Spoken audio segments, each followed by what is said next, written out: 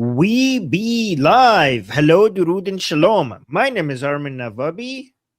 And I'm Adi Samani, and we will be giving you guys the breaking analysis on Iran. Well, ladies and gentlemen, looks like we've seen this cycle before. Looks like the talks are advancing to some level here. It looks like the Omanis this time are the ones who are proposing some advances on the negotiation front between the Islamic Republic and the United States. So an Omani delegation has just left Tehran as of about 30 minutes ago after receiving, I assume, the American proposal. And we do not know if the Islamic Republic has accepted or denied it because we also hear explosions in Bandar Abbas. Is that a sign that the Islamic Republic has said no to the American proposal? Because I believe there's about 3 proposals from the U.S. to the Islamic Republic this week. And here's what's largely been talked about in the different talks. So I'm assuming you've heard this as well, Armin, but it looks like most people are realizing that, yeah, Donald Trump gave another ceasefire or surrender or peace proposal to the Islamic Republic, and he's done so multiple times this week. That's why you said we're still talking to them right now.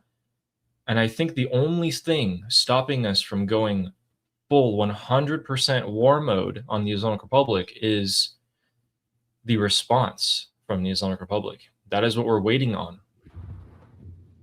So the news is that apparently major attacks was supposed to start on Friday, basically, now. And yesterday, just Friday and Saturday. And they didn't because President Trump, the report is that they changed their mind last minute because they got another offer from the Islamic Republic that President Trump wants to try. The Israelis are saying that the expectation was that, they assumed that, major attacks is going to start and they were ready to go in. But then President Trump changed his mind. But the Israelis are also saying that they don't think anything is going to come from these negotiations. And one way or another, we are going to go to military escalations. That at least what the Israelis are communicating. So we brought this up in our discussion group, link in the description, by the way, and the QR code if you guys want to join. And Jeffrey and Neil Bunny there was suggesting that, and I wonder what you think about this, Ellie. They were suggesting that this is United States probably needs more time to prepare for something bigger, and they're just using this as an excuse. They're like, oh, we got another offer, and we have to consider that because they're planning for something bigger. That's what they are suggesting. What do you think about that? That could be the case here, but also at the same time, I think they also realize there's another way out for them. The strikes on the southern coast of the Islamic Republic of Iran did not harm the Islamic Republic leadership. It didn't really do anything to them. They don't care if we lose the strait. They don't care if half the country's taken. And this might be a way at really getting to talk to them instead of maybe the kinetic routes. That's a very good possibility here. It's a very high possibility. But at the end of the day, I still believe that the United States is going to strike. It's only a matter of time. If not today, maybe the next round after the talks are over this time, next week, 2 weeks from now, a couple months from now. We do know that another significant campaign is on its way, which could be at any time. I mean, this could really just be a bluff. I think that whatever the U.S. is planning is going to be massive, given the amount of time and preparation that they're putting in for it. If the Islamic Republic doesn't accept this, whatever this proposal is, which is apparently a lot, the U.S. is asking for a lot. That's why they're rejecting it. Whatever they don't accept, that's it. I think it's game over for them completely. You're going to bring about the might of maybe 30-40% of the U.S. military down on your head. And I don't really see a way for them to come out intact from that. Israel is pretty much assessing that this weekend there's going to be no hostilities. Now, again, I'm hearing that all of a sudden when suddenly up till yesterday, everyone in Israel was like, yep, tonight's the night, we're striking.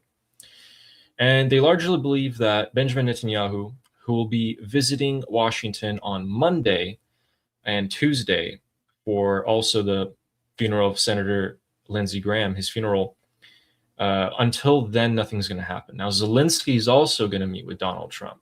So Netanyahu, Zelensky, the prime minister of Iraq, met with Trump last week. So did the Lebanese president. There's a ton of things going on behind the scenes that we don't actually fully realize yet, and we'll only see the results of soon. Do you think there's a possibility where every country in the Middle East turns against the Islamic Republic, and we see that from, fighter jets turning on them, troops, something like that? And then you see countries like Turkey or Pakistan who are very, anti hitting the Islamic Republic, sit on the sideline. I think the Arab countries would love to be able to be more aggressive against the Islamic Republic. They're just too scared. They just don't have the backbone to work with each other to put a united front and be aggressive. I mean, look at UAE and Saudi Arabia. They're getting hurt. They're getting attacked a lot less, just because they responded to some extent, right? So I think we're. I mean, if they're smart about it, the other countries are going to follow that model, and maybe hopefully, I mean, I've seen some signs that they're now moving closer to each other to start responding to the Islamic Republic more aggressively. So hopefully that will cause additional deterrence capability, in addition to what we have already out there. One thing that these countries might be sensitive about is that they don't want to participate in a war against the Islamic Republic that Israel is also participating at the same time. Internally, it looks really bad for their anti-Israeli population if they're attacking an Islamic country alongside Zionists. So they have to be very worried about that. But at the end of the day, do they have any choice? Like, it's more like they're also being humiliated by their own population. Many of their own population are like, why are we this weak? Why don't we have a proper response to this, right? Yeah, absolutely. We're going to begin today's stream off with CENTCOM's statement, which just came out 9 minutes ago regarding the blockade. So here is our good old CENTCOM. We'll actually show you guys the video that they posted for us. It's a bit more epic to see. Play that for you, and I'll tell you what they said. So CENTCOM is reaffirming that their blockade is still in place. Just move this over here. There we go. Their blockade is still in place, and they actually disabled another ship that didn't comply, and they boarded it, which we knew yesterday. It was a Comoros flagged MT Charminar. So it was in the Arabian Sea. And then they also disabled the Mozambique flagged Levine, and that was yesterday. The interesting part is that ship that they seized a couple weeks ago did go through the blockade, and I still don't see people talking about it. I saw one military analyst post a video about it, but even they didn't really know too much of the details there. They just thought it was quite interesting that a ship sanctioned by the Islamic, or sanctioned against the Islamic Republic and captured by the U.S. military, disappeared for a few days and suddenly is now let back in to Iran. So once we get updates on that, hopefully sometime soon, we can give you guys the updated info on that. But the blockade, Armin, what do you think about the blockade? Do you think this is the way, perhaps, that we bring about the fall of the Islamic Republic? I mean, none of their oil tankers are selling oil at the moment, costing what, about $430-500 million a day or something. Yeah, I mean, the blockade, the U.S. blockade works beautifully against the Islamic Republic. It has been very, very effective in paralyzing the regime. And, the regime itself came out and admitted that during the U.S. blockade, not a single barrel of oil went through it, unlike their own blockade on the Strait of Hormuz, where millions of barrels of oil was successfully moved through that one by the United States Navy. The U.S. blockade on the Iranian ports was like a wall of steel. Nothing went through that.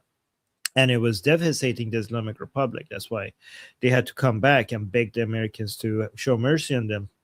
However, the problem the Americans have with the blockade is that they kind of use the ceasefire negotiations to um, flood the market with oil, and they had to because it was getting dangerously close to low levels of strategic oil reserves for United States.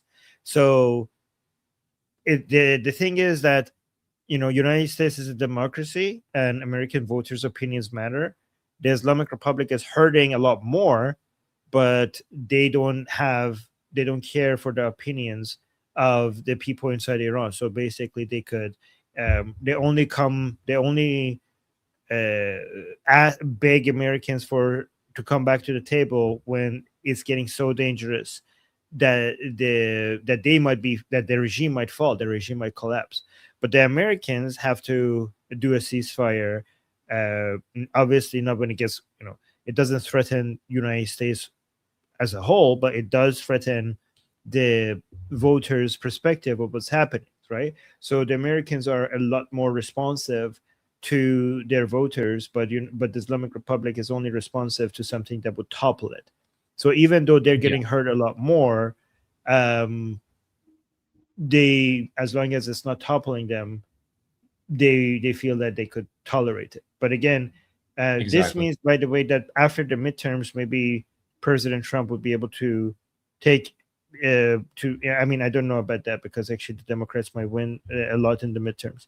But this is why this is difficult, right? Because the Americans have the military power to be able to do so much, right? But they are this self-imposed restrictions on themselves that ties their hands in some extent. It's the media, it's the midterms, it's the munition. They have enough munitions to be able to do what they want, but they also have to be responsible not to use them so much in case something else happens around the world, right? It's the markets. They have to pay attention to so many things that the Islamic Republic can't afford to not care about. And that's why their limitation is not military. Their limitation is these other standards that they have for themselves. I actually took a look about the midterms. So it turns out whoever's holding government, so whether it's a Republican government or a Democrat government in the US, they actually end up losing seats in the House. So in the House part of Congress, they actually start losing ground. So I think Donald Trump is going to be expecting that this year around as well. And he's come out and said repeatedly, I don't care about the midterms. Doesn't matter. It's not affecting me, but obviously it's something quite important.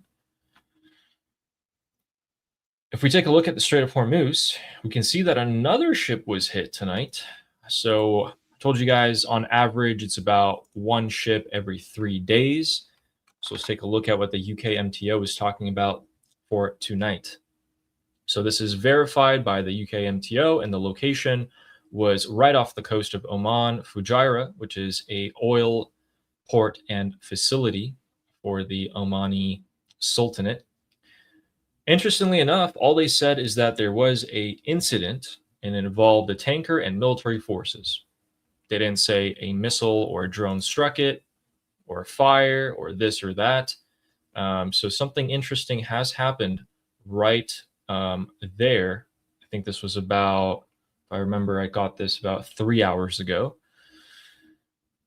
I'm kind of curious. Was this the Islamic Republic? Did they hit another ship? I mean, the US just submitted another proposal. They're waiting on the Islamic Republic's answer. And the Islamic Republic answers perhaps with striking a ship in the Strait of Hormuz. You think, knowing their crazy, antics, could that be them? Yeah, I mean, who hits that ships in the Strait of Hormuz other than the Islamic Republic? No one else. So what do you think about President Trump? Because President Trump said for every ship they attack, there's going to be what? A bridge or a power plant hit? And reimbursement from frozen assets that they have. Right. So do you expect to see a reaction to this exactly in the way that President Trump described in his Truth Social post? Because according to President Trump, something needs to happen right now, something big, power plant like, Or did he say bridge and power plant or? Bridge or power plant. So here's what's interesting, guys. According to Axios, who's citing a senior American official, now remember, I told you guys 30 minutes ago, we heard 2 explosions in Bandar Abbas. So the ship got hit 3 hours ago. Then 30 minutes ago, we heard 2 explosions in Bandar Abbas. Here's the interesting part. Guys, here's the interesting part. According to Axios, citing a senior American official, these 2 explosions were not the U.S. Could be the Persian Gulf Arab countries. We've seen that before. You know, Bahrain actually sent its fighter jets and did strike Bandar Abbas on July 9th. So it's not unheard of, but it's interesting to see the Americans are not hitting, despite a ship being hit, despite the threats, despite the proposal being denied. I'm not quite sure what's going on here. There's a lot. Here's the thing. There is a ton happening right now as we speak. We just don't know what it is. And I wish we had the news, because, you know, we'd instantly pop off and report that breaking news before anyone else. But we know that something insane is happening as we speak right now. I mean, the Omanis just left Tehran. They gave the U.S. proposal. A ship was hit at the same time. It's insane. The explosions are not the Americans. We need more information here. There needs to be a big response from, you know, I still haven't seen the proper response for the American servicemen and women being killed by the Islamic Republic. So far, I mean, guys, let me know in the chat. Do you think that there's, so far at least, the response, and I think we already passed the time where it could be said that this was in response to the American servicemen and women being killed. I think that there should have been a more immediate giant response to American serving men and women being taken out by, you know, that is like, I'm disappointed with the response. Do you guys agree? What would the Israelis have done if a few of their service members were killed by the Islamic Republic? I don't know if I don't want to make that comparison. I don't want to because I don't want to turn people, like, I don't want to make this into a competition between United States and Israel, right? Like, but I see what you're saying. But do you think that are you disappointed, Ali, with the response? I am. I mean, as an American and as an Iranian, I'm disappointed in that response. There better be a good explanation, because we historically are very much our own. So we do not like that at all. And that's going to be, see, it's only a matter of chance, in my opinion, that so far we don't have mass U.S. casualties. And that's just a fact. The fact that that missile struck that one housing unit and not, you know, a couple others next door where some more Marines were gathered, or maybe didn't strike a direct hit on one of the shelters, which are not equipped to defend against ballistic missiles. That is what we're talking about here. So if that were to happen, that could seriously change the game. I don't know for which direction. Donald Trump has said that that would be a legitimate reason to return back to war. So we will have to wait and see. So this is going to be, now that a ship has been attacked. So 4 servicemen and women, not a big response. President Trump comes out from now on, ships attack. He's going to do plant and a power plant and a bridge. I honestly think that the response should have been so much more. This seems like an eye for an eye. Marco Rubio said that we're going to do a head for an eye. A head would mean beheading the Islamic Republic, not taking a bridge. Yeah, they're basically ending it. You know, Ghalibaf, Rouhani, Araghchi, Khatami, Zarif, Vahidi, Ejei, Radon, Pezeshkian, Hossein. No, we actually don't have confirmation if Radon's alive. We don't know if Radon's alive. Yeah, but just wipe the response. When you say, when Marco Rubio said we're not going to do an eye for an eye. We're going to do a head for an eye. It means that if you hit a ship, then you're done. We're going to behead Yep. you. We're going to wipe you out. That's what that means. And I think this whole, okay, we're going to do another power plant, another bridge, that is just tit for tat. That's just eye for an eye. That is just that's just reacting. That is the Islamic Republic leading the way, and you react. Anyways, I think I'm complaining too much. I don't know. That's actually not complaining. I mean, criticism, I don't think, is complaint, because we are offering a solution here. It's not like we're just saying whatever the U.S. is doing is terrible. We're saying, hey, our dear friend, you're doing something wrong, and said the right path is this way. And that's the thing, right? That's what we talked about yesterday with Donald Trump giving himself the maneuverability, seeing, hey, is JD's negotiation route winning? Is that popular? Or is Marco's, hey, let's finish him off path winning? Which one is winning here? Let me pick that one. And that gives him so much room to maneuver. Now, speaking of the Trump administration, Treasury Scott Bessent put some very important sanctions on yesterday. So Zanjani, Babak Zanjani, is now sanctioned. He is one of the key money launderers and financiers of the inner circle of the Islamic Republic, the top dogs in there. And he's frozen. He can't do anything from now on. And I actually wrote down a couple notes. So this guy, for those of you who don't know, was actually previously sentenced to death in the Islamic Republic because he embezzled so much money from the national Iranian oil company. He was sentenced to death. And then somehow he came out free of charges and came out as a regime-linked financier. So, and then he became a financier for, people like Mojtaba Khamenei, the inner circle, and they got him. They froze everything that he had, and they seized a lot of his money. So that's actually a big step, because this guy was pretty much a master at money laundering and washing money through different businesses. So I'm glad that Scott Bessent really got onto that. And that's effectively going to put some real pressure on the top people. I'm actually disappointed with this. I'm actually very disappointed. Why is that? So first of all, let me tell you, Zanjani, yes, you're right. He was sentenced to death by the Islamic Republic because this guy just moves around so much money, like unbelievable amount of money, for himself and the Islamic Republic. And then he just took billions of dollars and just that what he wasn't supposed to, and just he kept them for himself. And that's why he got the death penalty. And then they just let him go because he just had so much connections and ability to move money around that there was no replacing him. And he has all of these crypto wallets and these ways to move money around and all of the connections and all networks. So he was, even though he just stole billions of dollars from the Islamic Republic, they were like, well, damn, we can't get rid of him. We can't execute him because, like, what do we do with all these stuff that all these networks and connections that he has? Like, nobody else could replace him. So that's why they basically forgave him, and now he's back at it, right? The reason why I'm disappointed is because I didn't know that he was not yet sanctioned by the Americans.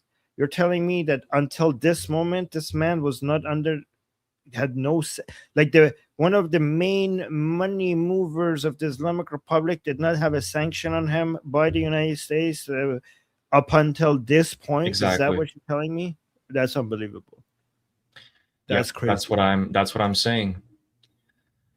That's exactly what I'm saying. So it's a step in the right direction, after all. But here's the thing. Here's the question that we all ask, right? We've all asked this of ourselves at some point.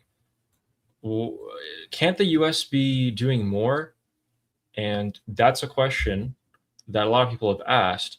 But it's important to realize that there are a lot of limitations. The United States of America is not God, and they cannot do whatever they want, especially if they want to do it legally. So somebody in the chat is saying that Zanjani, he had already sanctions on him before this point, or did he? I don't know. Did he just recently got sanctions on him, or did he have sanctions on him before? Because somebody is telling us that he had sanctions on him. Because the news you're saying that Scotty B just only now put sanctions on him. So it was it now, or was it there before? So keep in mind, Babak Zanjani has an extensive network. He is the money launderer for the Islamic Republic. So when you say he had sanctions on him, he had sanctions on various forms of his business, but no personal sanctions on himself. So now the Treasury has put some specific sanctions on him and some broader sanctions on his evasion network as well. So they're going after him much harder than they were before. And Scott Bessent actually took to X to specifically announce that, saying that the Islamic Republic is paying a steep price, that they're under high inflation, and we will continue cutting off their access for corrupt Iranian regime elites. So it looks like there's a lot more placed on him specifically and his network. Before, I think they were zeroing in on him. I think they did get some on the inner circle, like Mojtaba and his real estate empire, but now they're going after the person linked to it. So they're actually getting a scent. They caught whiff of him a while ago, and now they're locking onto him. So I found, okay. So let me actually show you a summary of him. By the way, this is, let me remove this. This is him. This is Zanjani, Babak Zanjani. And so this is what I found. Babak Zanjani was first sanctioned over a decade ago by the EU on December 21st, 2012, and by the U.S. Treasury on April 11, 2013. He was arrested by the Islamic Republic on December 30th, 2013, and sentenced to death on March 6, 2016, before his sentence was commuted on April 30th, 2024. After returning to commercial operations in 2025, Zanjani built new financial networks across the Persian Gulf to aid the Iranian regime. On January 30th, 2026, the U.S. government designated Zanjani's primary digital asset platform for laundering money for the IRGC. Most recently, on July 24th, 2026, this is what Ali is referring to, the U.S. Treasury had 4 individuals and 9 companies tied to Zanjani's .1 network with expanded sanctions. So that's what happened. Gotcha. And that guy looks more Russian than anything else, in my opinion. Yeah. Guys, I managed to find something for you. So we know we talked about the Omanis and how they're giving a proposal to the Islamic Republic from the Americans. And we're waiting for that response right now. That's why the strikes were magically called off last night, and we don't have a massive campaign going on right now. I found this. Not that guy. This. If you look at the highlighted portion there, it says February 27th. That's a day before the war started. And it looks like the headlines at the time were also U.S.-Iran deal is within our reach, says Omani mediators. These are things that we've seen before. It looks like the cycle in this war continues. At the end of the day, it's undeniable for anyone to say that the Islamic Republic is not at least 80% weaker than it was on February 27th, in my opinion. So just want to put that out there, see for you guys to see yourselves. And what do you think about that? Yep, I mean, we have been here before. This is a roller coaster. I mean, if it like, this is such a good reminder. Thank you, Ali. This is such a good reminder of the fact that we have been here before. That's a good. Did you think this yourself to go and dig this out and show this? So yeah, I mean, I told you guys we've been here before. Yeah, good job, Ali. That's a good reminder. Thank you. Yeah. So the Omanis went. Yeah. You know what else? What people were saying back then? Let me just highlight the super chat. Right then, look at this. People were saying, Taco. Okay, this is super chat we got from Jew Hater saying right on February 27th, people were saying Trump, oh, his chicken's out, and then the day after, Khamenei died. So there you go. Right. So actually, the Omanis, from what I would guess, is they deliver the proposal from the U.S., but then also But then also at the same time, the Omanis are like, hey man, if we were to have a Strait of Hormuz deal, right? Like, what's our cut, right? What's Oman's cut? Because we do share a bit of the Strait of Hormuz, right? Right, Islamic Republic. So, there's no reason for us to be hostile. Kind of just playing the double agent side there, in my opinion. But remember, guys, the final attack is going to happen one way or another. It's only a matter of time. We're not moving all these military assets just to cut a deal and leave them alone. So maybe, if I were to theorize and just completely theorize, did Trump be like, hey, man, this is your last chance to surrender. If you want to escape for fear of your life, you can. And we'll give you like immunity or something. He might even say that. But I think this is probably one of the last proposals we'll see for the Islamic Republic from the US. I think time and patience has run out, is just my temperature reading of it.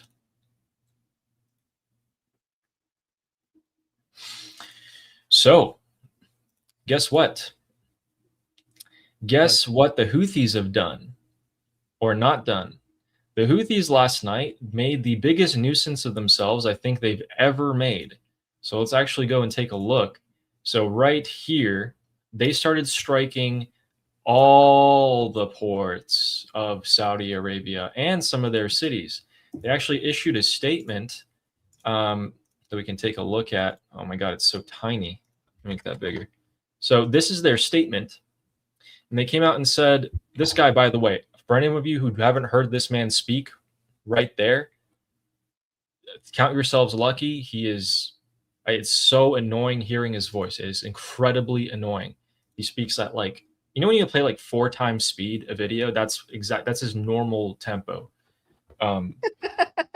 So he came out and said, yeah, we're actually going to just pretty much kill everyone in Saudi Arabia, is essentially what he said. He said, said all of Saudi. Yeah, he's just like, hey, anyone who dares to do anything to us, we're just going to straight up obliterate you.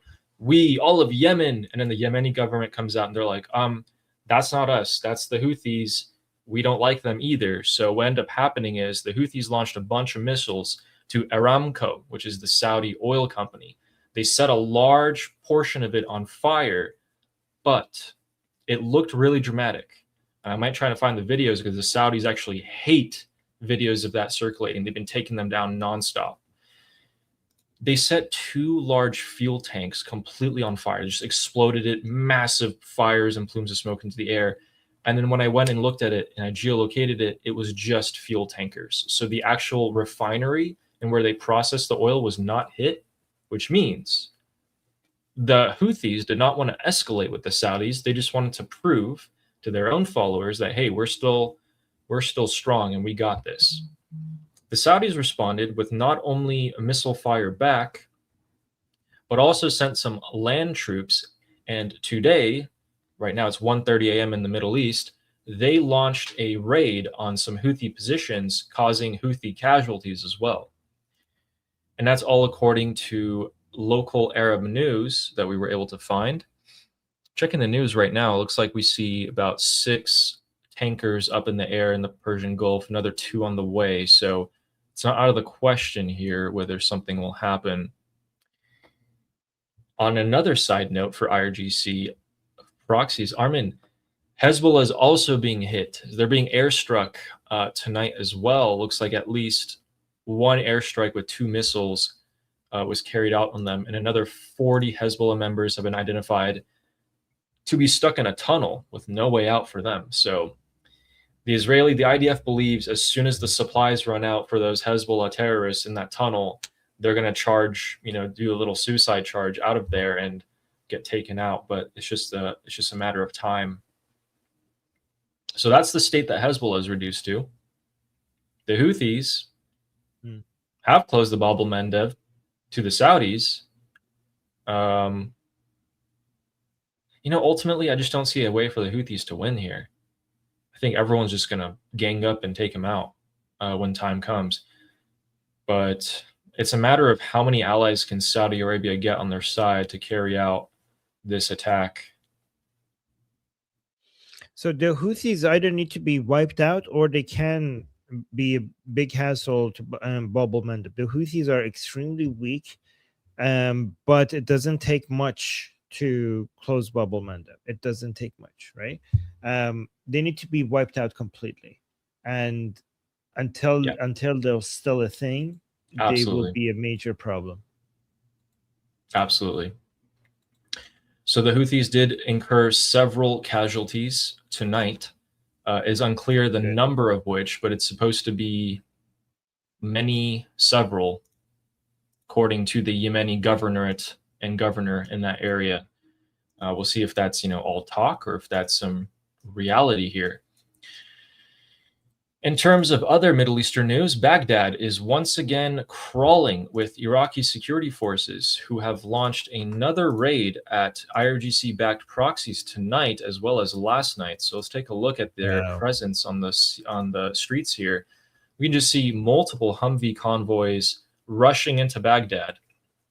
What they did last night is they went knocking on the headquarters of multiple terrorist organizations, and some of them were ambushed and were forced to retreat, while some other had some limited success. So they're knocking hard on the terrorists in Iraq, which greatly helps and aligns with the priorities of the Iranian people.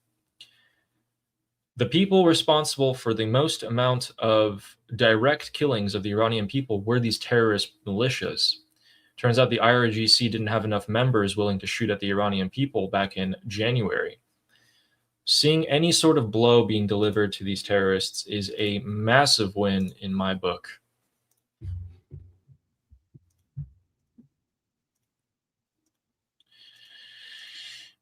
And we do have some messages from inside the Islamic Republic. Before we get to Iran and what's going on in there, which is quite a lot, we have a lot of videos to show you guys. Let's make a quick stop at Ukraine. Ukraine has actually done something pretty big here. So according to Zelensky's official Twitter, and backed up and verified by multiple Iran International and other sorts of media, Zelensky is sick and tired of the Russians. Who would have thought? He said, because Russia has been helping the Islamic Republic, I'm going to share with intelligence and equipment. I'm going to help the Americans with Russian intel.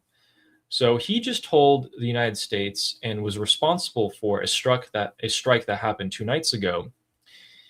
The Russians were smuggling weapons into Iran via the Caspian Sea. So that would be over here, as it shares a border with Russia. And that weapon shipment, we told you about this months ago. Yep, absolutely. And so that weapon shipment, actually, as we covered to you guys yesterday, was covered here, and we had multiple different points to talk to you guys about that. So that actually turned out to be Zelensky intel working with the United States to get some of the weapons shipments there. So Slava Ukraine. Thank you. That is why we say Slava Ukraine, because he was one of the first people to come out and recognize Prince Reza Pahlavi and the Iranian people. That's not the only thing he's doing. Zelensky has also gone after the Russian cargo ships in the Caspian Sea as well, striking those as well. So not only was the weapon shipment struck in the Iranian port as it was being unloaded by IRGC forces, but he's gone after some Russian boats, which, by the way, if we were to count the total number of Russian ships the Ukrainians have destroyed in the past 14 days, I think it's probably over 100, with about 90 of them being oil tankers. The Russian economy is well on its way to collapse, with no mechanism there to stop them. And I think that's why we told you guys yesterday, Foreign Minister of Russia came to Marco Rubio. Marco, please, we need to talk. We need to talk right now. And it looks like Trump. You could do a Russian accent. How do you do that? Marco, we need to talk. We need to talk right now.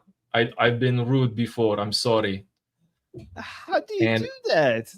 Trump is meeting with Zelensky apparently the day after Benjamin Netanyahu arrives. And I think Zelensky is going to hear about this surrender proposal from Sergei Lavrov, the foreign minister.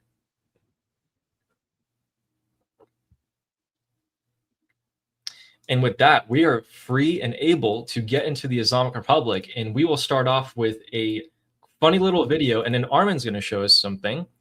For those of you who don't know, last night was the White House press correspondent dinner. And during this dinner, the President of the United States came and said this.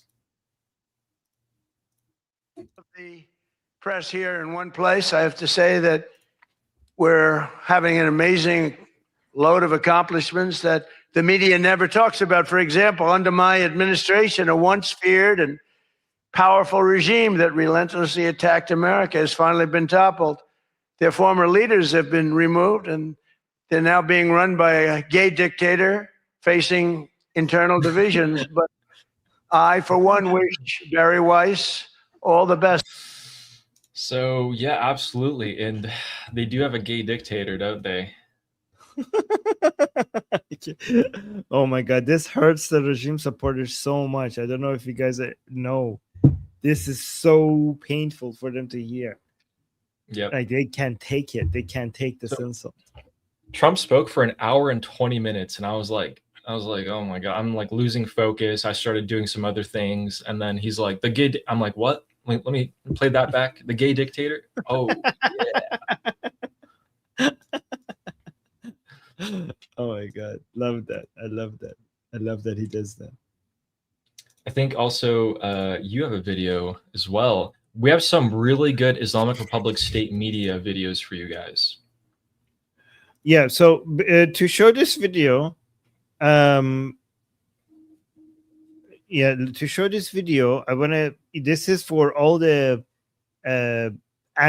pro-regime people here that come here, and they keep on acting like the regime is winning and the United States is losing, and they're basically trying to tell you that Ali and I are lying to you, even though we keep showing you evidence from state TV, from the Islamic Republic, from the supporters, that it's not we're saying it. Regime officials are saying it.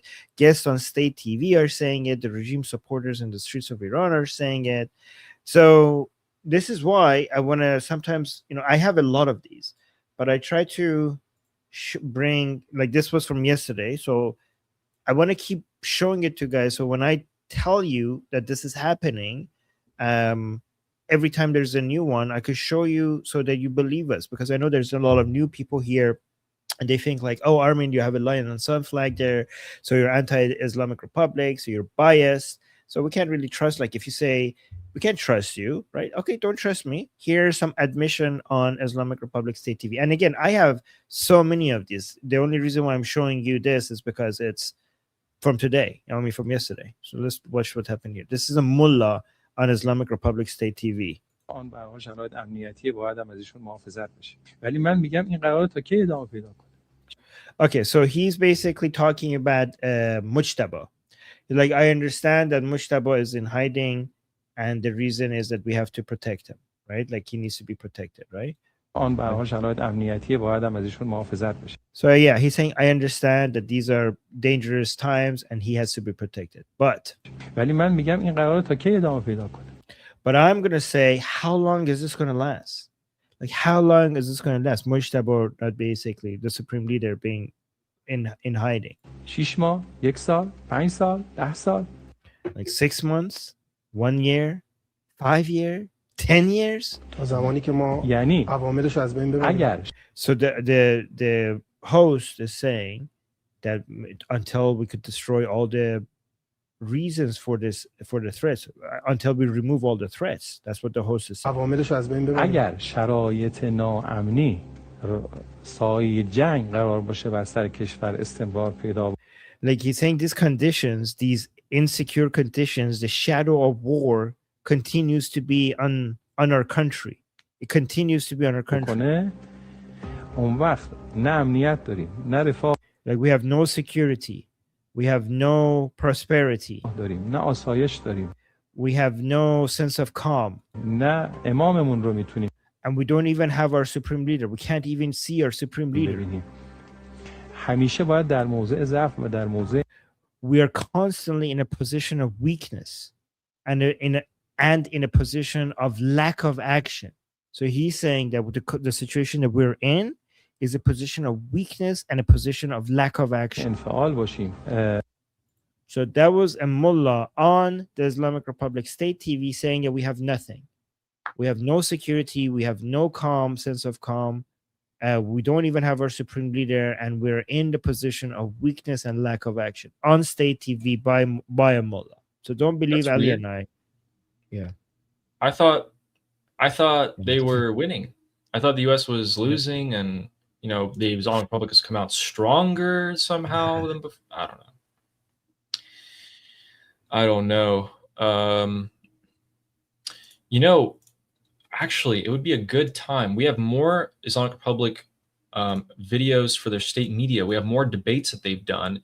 And if you guys remember, we have a section called Aligrams, where I go into the IRGC group chats. They still haven't found me yet. I don't know why. It's not like I'm trying to hide myself, but I go in, I grab their messages, I read them. They're all in Farsi. Then I share them with you guys, and we can get a feel for what the Islamic Republic supporters are feeling right now. So these are their messages from today and last night. Let's take a look.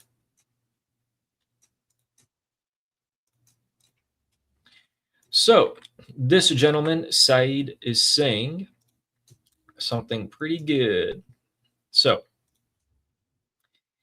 this guy is saying something that you'll very much like, Armin. He's saying, you know, I have no quarrel. It's a rough translation, guys. I have no quarrel with Muslims, right? I have everything to do with you Shias, you Shia Muslims. And the translation's a bit off here.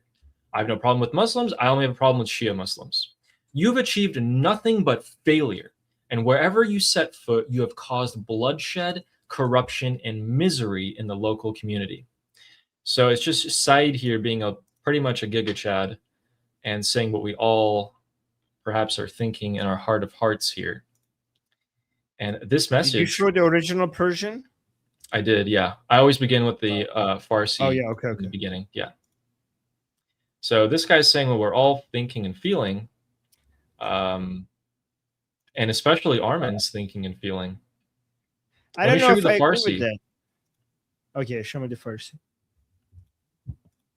Let's see. با مسلمان ها کار ندارم، با شما شیعه کار دارم. جز شکست دستاوری نداشتیم و هر جا پا گذاشتیم باعث خونریزی است. I mean, technically he's correct, but he's not that correct. It's Islam as a whole is a problem, not Shia, not just Shia Islam. So he's making it seem like it's not, Islam is not the problem, Shia Islam is the problem. It is. Absolutely is. Yeah. Also, it's the religion. I mean, there are some. Yeah, I'd rather blame the religion rather than all generalizing all the people. But yeah, it's not Shia Islam, it's Islam as a whole. So I will just correct that. It is Islam as a whole. Yeah. That's the first one. Also, Steve, thank you so much. Shout out. He sent me a tool to try and grab some Durkheim material. I actually haven't figured out how to use it yet or which AI system to feed it into, but I'll hit you up for that. Moving on to our next allogram. We have this one. So there's the Farsi, and I'll translate it into English for all of y'all. And he's saying what we're saying. So Payman, thank you. He's saying with this crazy, these are all Islamic Republic supporters, by the way. With this crazy amount of weapons entering the Middle East, it seems America has decided to teach us a lesson, and it makes us an example out of us to the rest of the world. In fact, there are transport planes on the radar heading towards the Middle East like trains. May God have mercy on our compatriots. So it looks like Payman is painfully aware at the fact that all this equipment being airlifted into the Middle East is not for show. Is not for show. And thank you for sowing more discord within the Islamic Republic, Payman. Very much appreciate you. Our next one is from, I think, just straight up J ... And the message is this, with the translation being, there are so many warships in the Persian Gulf. Why haven't you hit one yet? Talking to the Islamic Republic. All you're hitting are the deserts of Iraq, Kuwait, and Bahrain. Isn't it a shame that the missiles are being wasted aimlessly, or are there other reasons why you're not hitting American ships directly? Armin, why aren't they hitting American ships directly? They're showing mercy. Armin, it's just because really weird. It's just so weird because you remember this just as well as I do. For my entire life, all I hear from the Islamic Republic IRGC is, we're about to sink the entire American Navy if they show up. We have pinpoint ballistic missiles, hypersonic. We're going to sink the American aircraft carriers. I mean, what happened, do you think? Why aren't they hitting the ships? It's just they're kind people, Ali. Don't you get it? They're showing mercy. Okay. Oh, yes. It's right. benevolent. Yes. They can. They're just holding back. Yeah, of course, brother. Of course. Oh man, yeah, guys, they can't. Islam does mean peace, right? So they're right. Yeah, they're trying to see if the Americans will finally, they're trying to show the Americans how it's done, out of their warmongering ways. Like they're hoping that the Americans will get inspired watching them to see, like, look, this is how you do it. We hold back. Maybe you guys could stop being so evil, be like more like us. Evil, right? We could sink all your ships. We're just not doing it because we're just hoping that you would like follow our example and also stop attacking. Man, the evil Americans are just, driving our boats right up to their shores and bombarding them for no reason. It's so evil of us, right, guys? It's terrible. Also, guys, fun fact, they fired 111 missiles at the USS Abraham Lincoln, all intercepted. So they realized we can't do anything. We can't do anything to the US aircraft carriers. If they can block 100 missiles at once, there ain't nothing we can do about it. Here's the next message in Farsi for anyone watching the replay who would like to pause and read that. And then we have this person saying, well, look, now that the coup inside the Islamic Republic has happened, so many people have come under the guise of, I don't know why it says sniper there. Actually, can you read what that word is in Farsi for us? خب ببین الان کودتای دی زیر دوشگاه و مسلسل و تک تیرانداز این همه آدم اومدن. این نشون میده خودش نیازی به آمار خاصی نیست.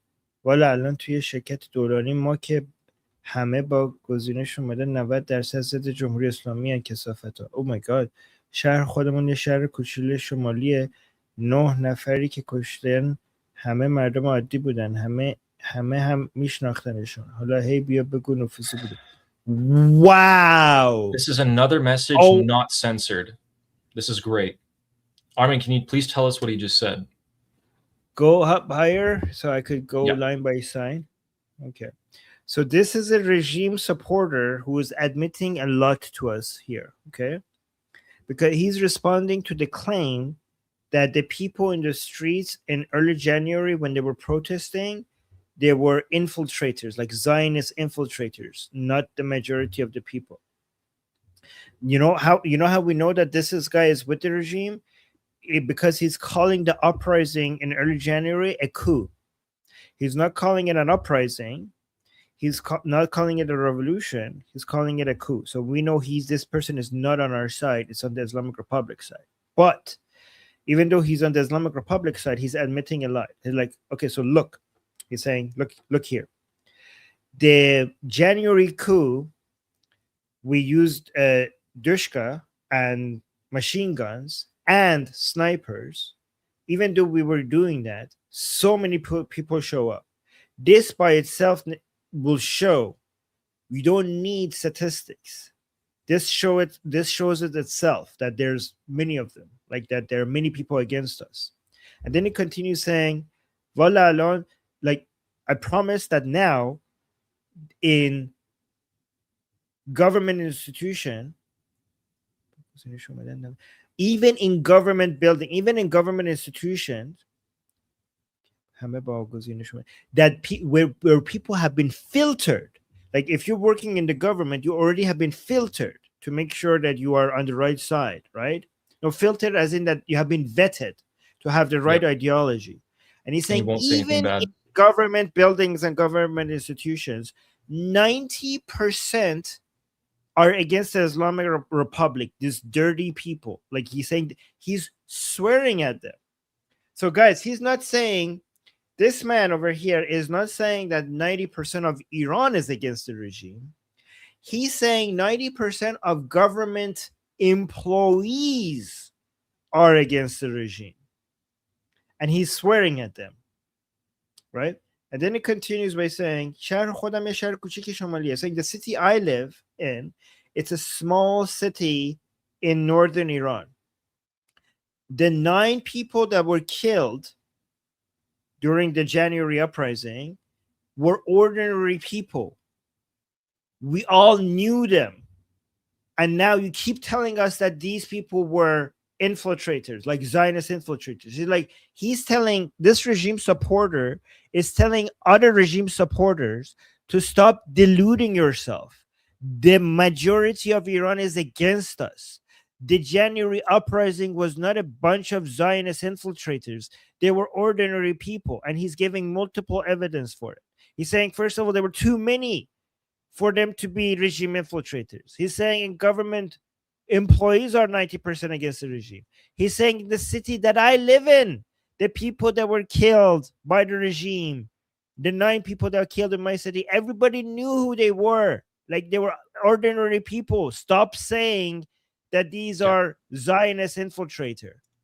Yeah, that's great. Send me that, please, and also screenshot it before they delete that. Yeah, thank you. Let's take a screenshot of that right now. So, guys, the reason why he's saying take a screenshot is because they oftentimes come in and delete these messages. The admins of these group chats, they just filter and try to hide a lot of this dissent here. And while I send that to you, we have another one. This one you're going to enjoy probably way more. So here's the Farsi version of it. We'll go into English here. So this person is someone mad at Maryam here. So Maryam was talking about Ali Khamenei and saying, hey, it's okay even if he died after and was buried after 160 days. Didn't you see all the people who showed up? He led a good life. He lived for 80 years. And this person is attacking Maryam and saying, again, it's the same delusion and special illusion that you guys have. The servant of God, Ali Khamenei, lived for 80 years and spent 30 of them doing as much as he could, which was he told Iran nonsense and finally set a Guinness World Record that we haven't had a war for 1 second and the leader dies. So again, the translation is a little bit rough. He's saying all Ali Khamenei, your servant of God, did for his entire life was say, war with America, war with America. He didn't even last 1 second and he died. And then he set a world record in the amount of wars that Iran's had in a short amount of time, which is right. In 18 months now, we've had 3 wars in Iran. We had the Midnight Hammer, we had the 8-day, the 12-day, the 40-day war. We're about to go into another one. My testimony is that he is not on the front line. If you are a Muslim, you would know that you are saying is, by God, Khamenei is alive and that he is sentenced. Okay, this is a garbage English translation, and the Farsi is way better. I think you might have. I think the whole translation might have been right. Let me actually see the Persian one. Yeah, I think we should just read the Farsi here. Yeah. This is the same. بازم همون توهم خاصیه که دارین. بنده خدا 80 سال زندگی کرد و 30 سالش رو تا میتونست گند زد به ایران. Yeah, okay, the translation was completely off, okay? 30 سال چرت و پرت گفت و آخرش رکورد some of it is correct. و آخرش رکورد گینس زد که تا الان نشیدم نداشتیم ثانیه یکی جنگ رهبر رو بزنن و بمیره. اوکی یپ now we get it. شهادت هم که توی چی شهادت هم که توی جبهه است نه طبقه منفی. I don't know what that means. Oh, okay, got that. Oh my god, this is actually so much better in Persian. This guy is funny. Okay, I'll explain this. تو اگه مسلمان هم بودی میدونستی که این حرفت که میگه خدای خامنه ای زنده است اعدام داره. که خدای خامنه ای زنده است اعدام داره. Why is that? Why? چرا اعدام داره؟ Because he's calling Khamenei Khoda. No, he's not. خدای خامنه ای زنده است. Okay. So let me see. So, okay, let me translate everything to you guys. So he's saying, you guys are still in this very special delusion that you guys have. So this guy is making fun of Khamenei. He's saying the poor guy lived for 80 years, and for 30 of his 80 years, all he could do is crap, do crap in Iran. Like he basically ruined Iran for the 30 years of his 80 years. For 30 years, he was speaking nonsense, Ali Khamenei. And then at the very end of it, he managed to break the Guinness record by dying at the first second of a war. So he's saying, like, so it's the first time in the history of warfare that the leader dies at second one. He broke a record. He died at the very first second of the war. And he says, you keep calling him a murderer, but how is he murder? For you to be a murderer, you need to be in the battlefield, not in the basement. Like you can't be like under the ground and die and call yourself a martyr. A martyr is somebody who's fighting in the battlefield and dies in the battlefield. Not if you're hiding in a hole basically underground and then die like that, right? And then this last part I don't get is saying, if you were, because he's saying the Mariam, that lady up there was saying the God of Khamenei is alive. This man is saying if you were a Muslim, you would know that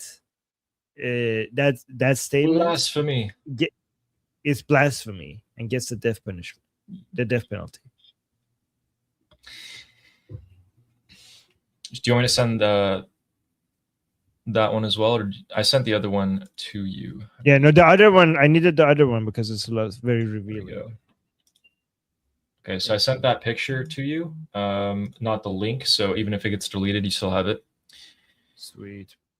So guys, those were the alligrams. We're going to show you guys now what the major fights on Islamic Republic state media and the TV is happening right now. They're having some major arguments again. We saw some we showed you guys a couple days ago. That's happening once again.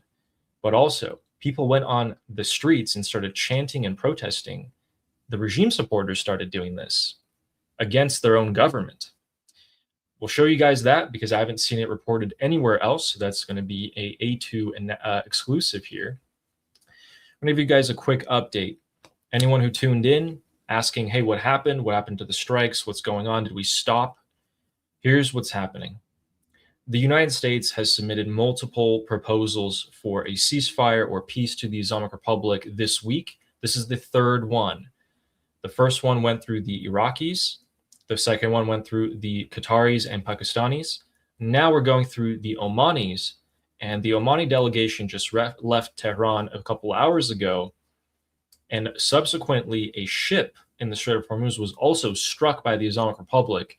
So I mean, some people think that's the answer to the American proposal, but I still believe the U.S. is waiting on that answer before they go hunting season on the IRGC.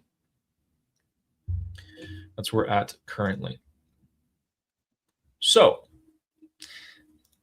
let's show you. Armin, do you remember the Sabati argument? You see up there, that member of parliament with Sabati. So guys, this is a very famous debate in Iran now, where the government is trying to show some specific points. And if you can summarize the point of that debate that the Islamic Republic let be aired, what was it? Okay, so guys, there was a debate on state TV of the Islamic Republic between Sabati and this other guy who got really, really heated. Okay, both of them pro-regime, pro-Islamic Republic. One side, the blue side, basically, Sabati, was against the MOU, against the negotiations, pro just going out on max aggression towards the Americans. And the other guy, the guy you see back up there in, with the red background, he was a member of parliament that was arguing for the negotiations, for the MOU, and that debate got really heated, and it went viral, right? It went viral. So many people started talking about it. And then this happened.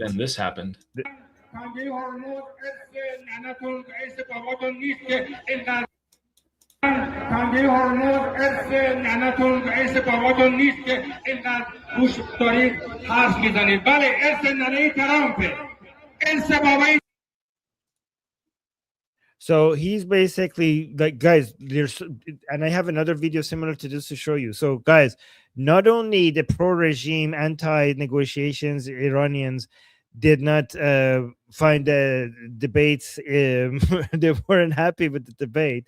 They started coming out into the streets and chanting against the guy that was debating for the negotiations. And now they're attacking him by basically saying like, oh, you said that this is not, because in the debate, the guy with the red background, the guy for the MOU, he attacks Sabati by saying like, is this your mother's mother? Did you inherit the Strait of Hormuz from your mother or your father? Like, who are you to take the Strait of Hormuz? Basically, like, you don't even own it. And this person on the speakerphone is now attacking that member of parliament of the Islamic Republic, was saying like, then whose is it? Is it Trump's? Is it the inheritance of Trump's father, Trump's mother? I mean, this guy is stupid. He doesn't understand that what was trying to be said is that this doesn't belong to anybody. The Strait of Hormuz belongs to the international community. The Islamic Republic doesn't own the Strait of Hormuz. But this person, like, oh, if we don't own it, then who owns it? Trump? Well, no, it belongs to the international. It belongs to everybody. It's an international waterway. That's what he doesn't get.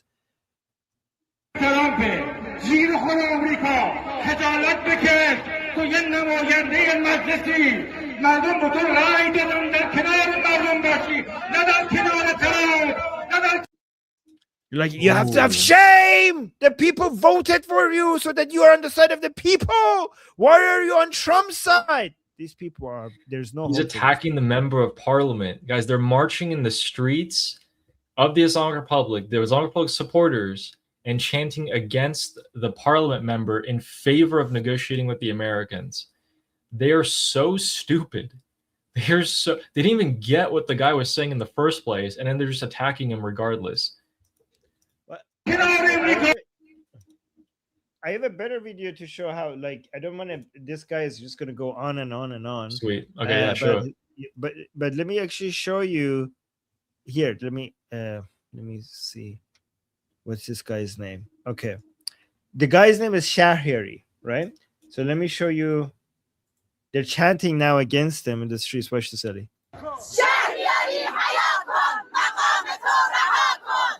So they're saying Shahriari hayakon maqam to rahakon. So that's the same chant that they use against America. Yeah, no, they're saying Shahriari, have some shame, resign. Basically, that's what it translates to. But guys, look at this. These people were so offended.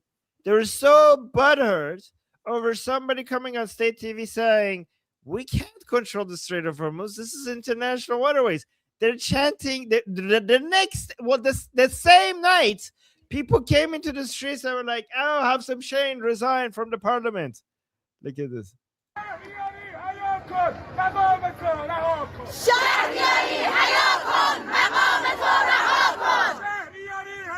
So yeah, they just basically keep saying that over and over again. So guys, these people have zero tolerance for just giving the Americans a single centimeter or inch if you're American or whatever. I don't know what you guys. Yeah, so nothing.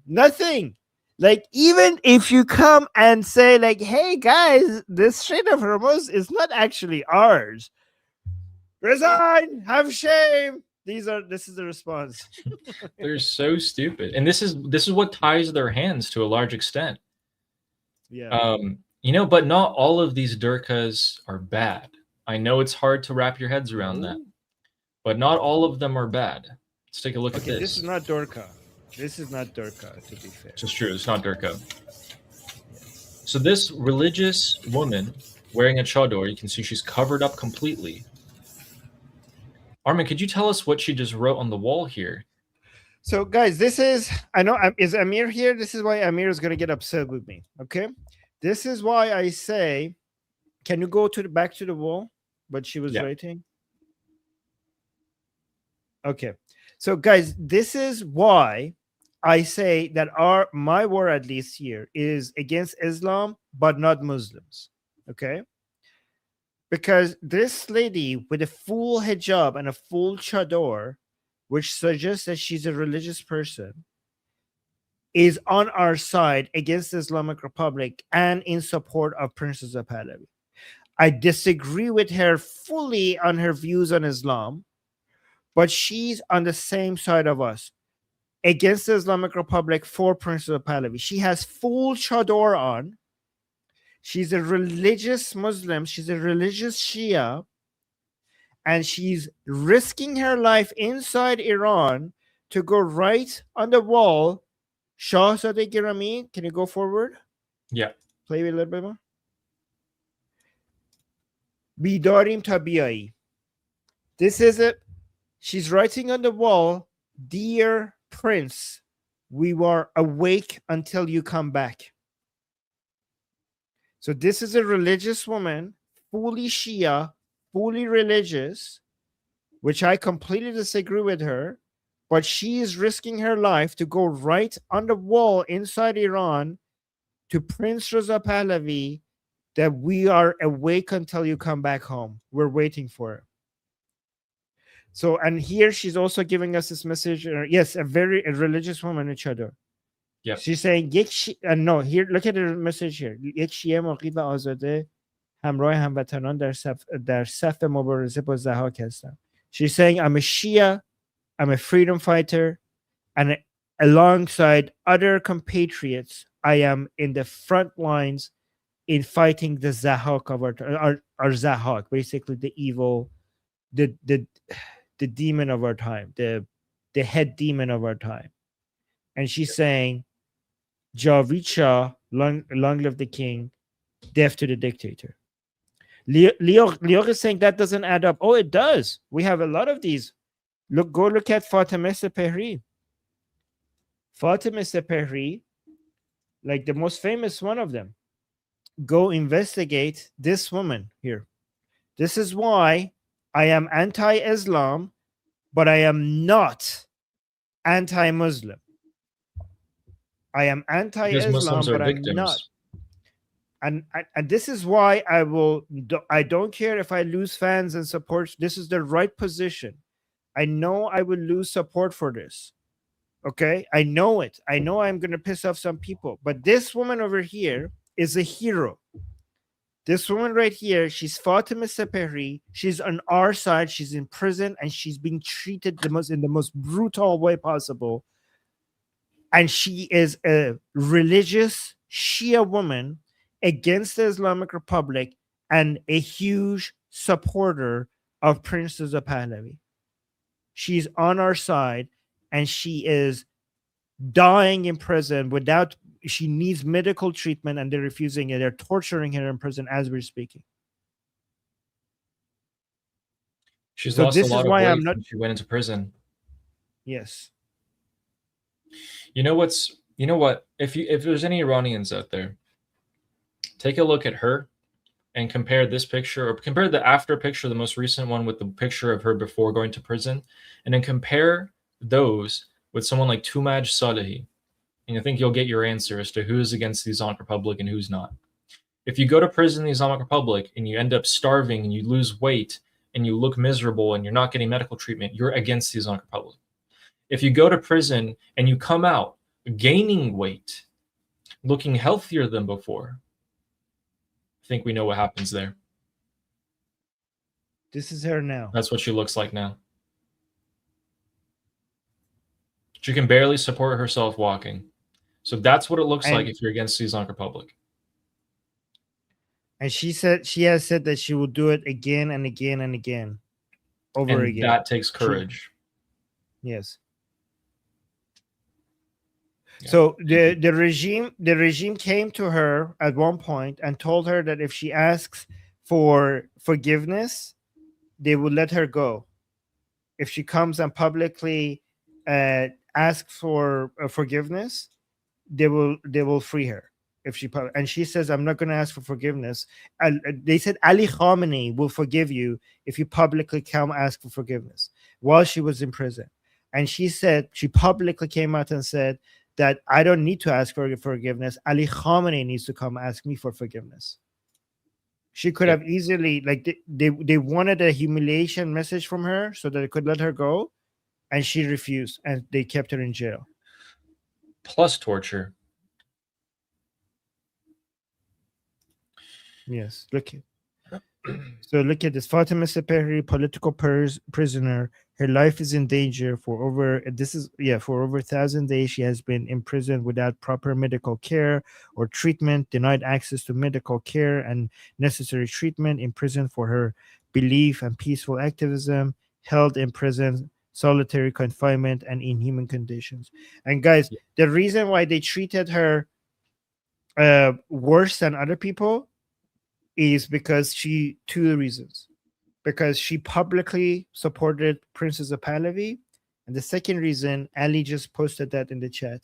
This is Ali inside Iran, and he just told me saying Armin Begu Hamia Israelim has, because she also supports Israel. Yeah, she publicly supported Israel, and that's why they're treating her so harshly. That's and why. yet this was her before, and this is now her in prison. And yeah, Omid is saying the fact that she's a religious Muslim makes them look even worse, because it does. Because she's like one person that believes in your ideology is this much against you, and for Israel and for Princess of Pahlavi. That's a huge point right there. That this shows people in the Islamic Republic who wear the chador, who are really religious, that there's another choice as well. That maybe you're not all brainwashed, and they start thinking about that. They hate that. I mean, they are brainwashed with Islam. If you support Islam, I still disagree. Right. I'm not going to hold back. I'm not going to hold back on my aggressive disagreement with you on Islam. You don't have to. So yes, but I can still consider you an ally and a friend, even though I passionately disagree with your views on Islam. I mean, disagreement doesn't mean you're my enemy. It just means just so we clear the air, guys. He's not talking to me. He's talking to people out there, right? I'm not a Muslim. I'm not a Shia Muslim. Oh my God, I'm not a Shia Muslim. Never. I know. No. If you're a Muslim who supports Israel and supports Princess of Pahlavi and supports secularism, and you're still a Muslim, first of all, you don't understand Islam. Second of all, I aggressively disagree with your views on Islam. But most importantly, if you would have me, I consider you my friend and my ally, and my disagreement with you does not mean that you're my enemy. It just means I disagree with you. So I'm just going to pull this message up because it's actually addressed to me, so I can read it. بعدی بگید فارسیش بهتر کنه. I actually cannot read that. It's so small. So he's saying that Luna is being so disrespectful. So Luna خاک تو سرت مثلا ایرانیه، علی کاملا ایرانیه. I read it. No, bring it back. Luna, خاک تو سرت که به یه کسی که ایرانیه داری میگی مثلا ایرانیه. خاک تو سرت که اینجوری داری با ایرانی صحبت میکنی. این ملیگرا، این اتحادیه که ما الان توی این جنگ احتیاج داریم. این اتحاد ایرانیان داخل ایران و خارج از ایران. یه کسی چون فارسیش یه مقدار ضعیفه بهش میگی مثلا ایرانیه. And I still read it, by the way. So guys, this Iranian is saying that Ali is not fully Iranian because he's not good. His Persian is not 100%, and he has a difficulty reading Persian. That's not how you measure who's Iranian. And being Iranian is binary. It's not a spectrum. You either are Iranian or you're not. And Ali is one. But you know what Ali is, and you're not? Ali is a patriot. And you're not, Luna. If you are telling Iranians that they're not fully Iranian, then you're not a patriot because you're taking a position against the Iranian people. And you're not the arbiter of who's Iranian. Yep. And you know, I don't really take offense to that. I don't really care. It's just something that I've heard a billion times before, just because I wasn't born in Iran, that I'm not Iranian. But I know that I am, so it actually doesn't bother me at all. It doesn't matter, Ali, because most Iranians do not think like that anymore. We're united inside Iran, outside of Iran, and in fact, we love the Iranians who are born outside of Iran, who love their country, who are fighting for their country, who want to come back to their country. They are a piece of Iran, away from Iran, and one day we're going to have them back, and we're going to welcome them with open arms, and we're going to welcome them as Iranians as they are. That they are. Yep. So with that, and yeah, this is so. Don't bother yourself over it. It's totally fine. No, we're united in this fight, and you know nobody. Don't let anybody get to you. You know, most Iranians do not think like that. Okay. Yeah. No, I'm not really bothered by that. I'll be honest. But thank you so much for standing up for me. Really appreciate that. Armin, have you seen this clip? No. Guys, what do you think the United States Marines are going to see when they land on the beaches of southern Iran? Any guess? You see those people in the back right there? Let's take a look. پیش از این ارتباط در حال گشت و به دنبال فضای مناسب برای این گفتگو بودیم که به ساحل شهرستان جاست اومدیم و دیدیم که جانفدایان ایران و مردم شهرستان جاست به صورت داوطلبانه در حال گشت و پاسداری از این سواحل هستند و گفتیم چه فضایی بهتر از این تا شما ببینید این تلاش و مقاومت. So we just wanted to come down here to show you guys live that all of the suicide unit members are currently walking along the beaches, ready to intercept the U.S. Marines, you know, in case of invasion. Yeah, because, you know, what? Are you kidding? The Marines are going to pick you off from 2,000 yards and have a field day on a moving ship. Like, do you not understand that in Iraq, the Iraq War, the Marines were investigated by the United Nations because they actually eliminated their opponents with so many headshots, it looked like a war crime. That's how accurate that's how capable the Marines are. By the way, one of my best friends is in the Marines. I know exactly what they're capable of. I don't think a couple of, you know, hillbilly farmers who dress up like that and grab a Kalashnikov are going to do anything. This is the suicide militia. These are John Fado. They stole a word from us, Iranian people, who are the people who have sacrificed their life to fight against the Islamic Republic. They stole that word and are now saying these are the suicide units. So people who signed up to give their life for the Islamic Republic. And yeah, absolutely, they're going to be mowed down in 2 seconds. Guys, look at how many people we have on the beaches. Let me count. 1, 2, 3, 4, 5, 6, 7, 8, 9, 10, 11, 12, 13, 14. You have 15 people on the beaches. One of them's looking at his phone. And yeah, that's going to stop the Americans, ladies and gentlemen. They are a lethal force. I don't know, guys. Don't listen to Ali. He's obviously with the Islamic Republic trying to make you fall into a trap. Look at that. Look at that. You guys cancel all operations. I know you were trying, Americans. We tried, you tried, and you failed. Look at that. Look at that. They're ready for you, okay? They're walks on the beach with guns. I mean, what are you going to do? They're carrying guns, you know? I mean, this guy's, you know, he kind of looks like remember those women that we showed with the AKs? He kind of looks like one of those, actually, more than like a It's a plus size warrior right there. Right. So look at this. It's like we'll pack it up, gotta go home now. Yes, exactly, guys. I know, they saw you coming. They're guarding the beach, walks on the beach with guns, with AKs. There's nothing you could do. There's no going through that. That man is a wall by himself. There's 15 people covering a 50-yard stretch of the beach right there. What should we do? What's a yard? What's a yard? You know what? Just walk. Just go right past them. Don't even shoot them. Just walk right past them. But speaking of military members in Iran, we actually had so for people for non-Americans, a yard is 0.9144 meters. 0.9 meters? No, 0.9144 meters. Okay, gotcha. Right? Am I right? Yeah, we 0.9, right? So, yeah. Okay. And guys, that's not a skit. That they're broadcasting that on Islamic Republic State media. Tune into like channel, I don't know, it was like 2 or 3 or 4 or whatever. You'll find that. But speaking of actual soldiers in the... Wait, some people are saying a yard is 3 feet. That doesn't help. That's still American. But go on. I love how the Americans are like, oh, a yard is 3 feet.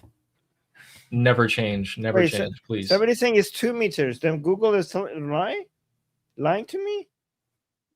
No, it's definitely not 2 meters. Definitely not. That's no. Okay. No way. I'm not less than a foot tall, or I'm not less than a yard tall. That's just not you're correct. wrong. Okay, that's not correct. Yeah. Armin, there's an Iranian military member who just took a picture of Trump, and he's going to say some things, and he's going to do something to the picture.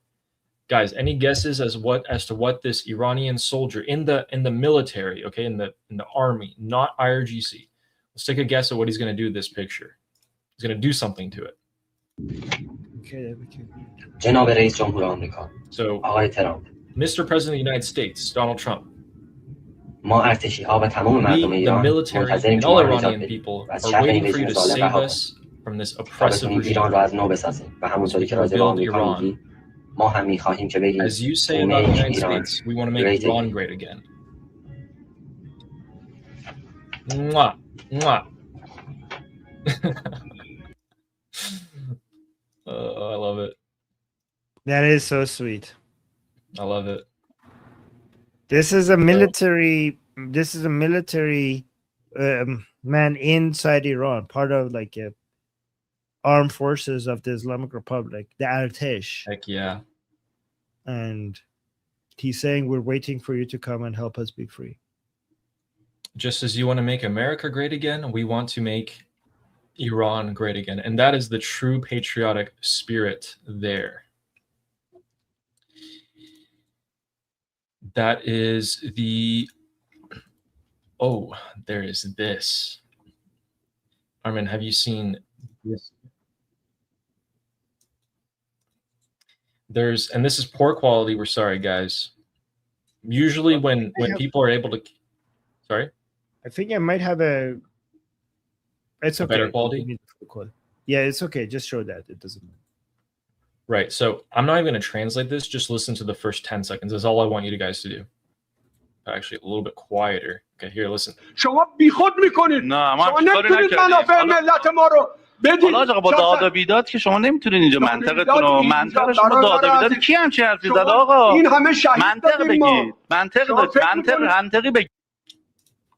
Oh my god.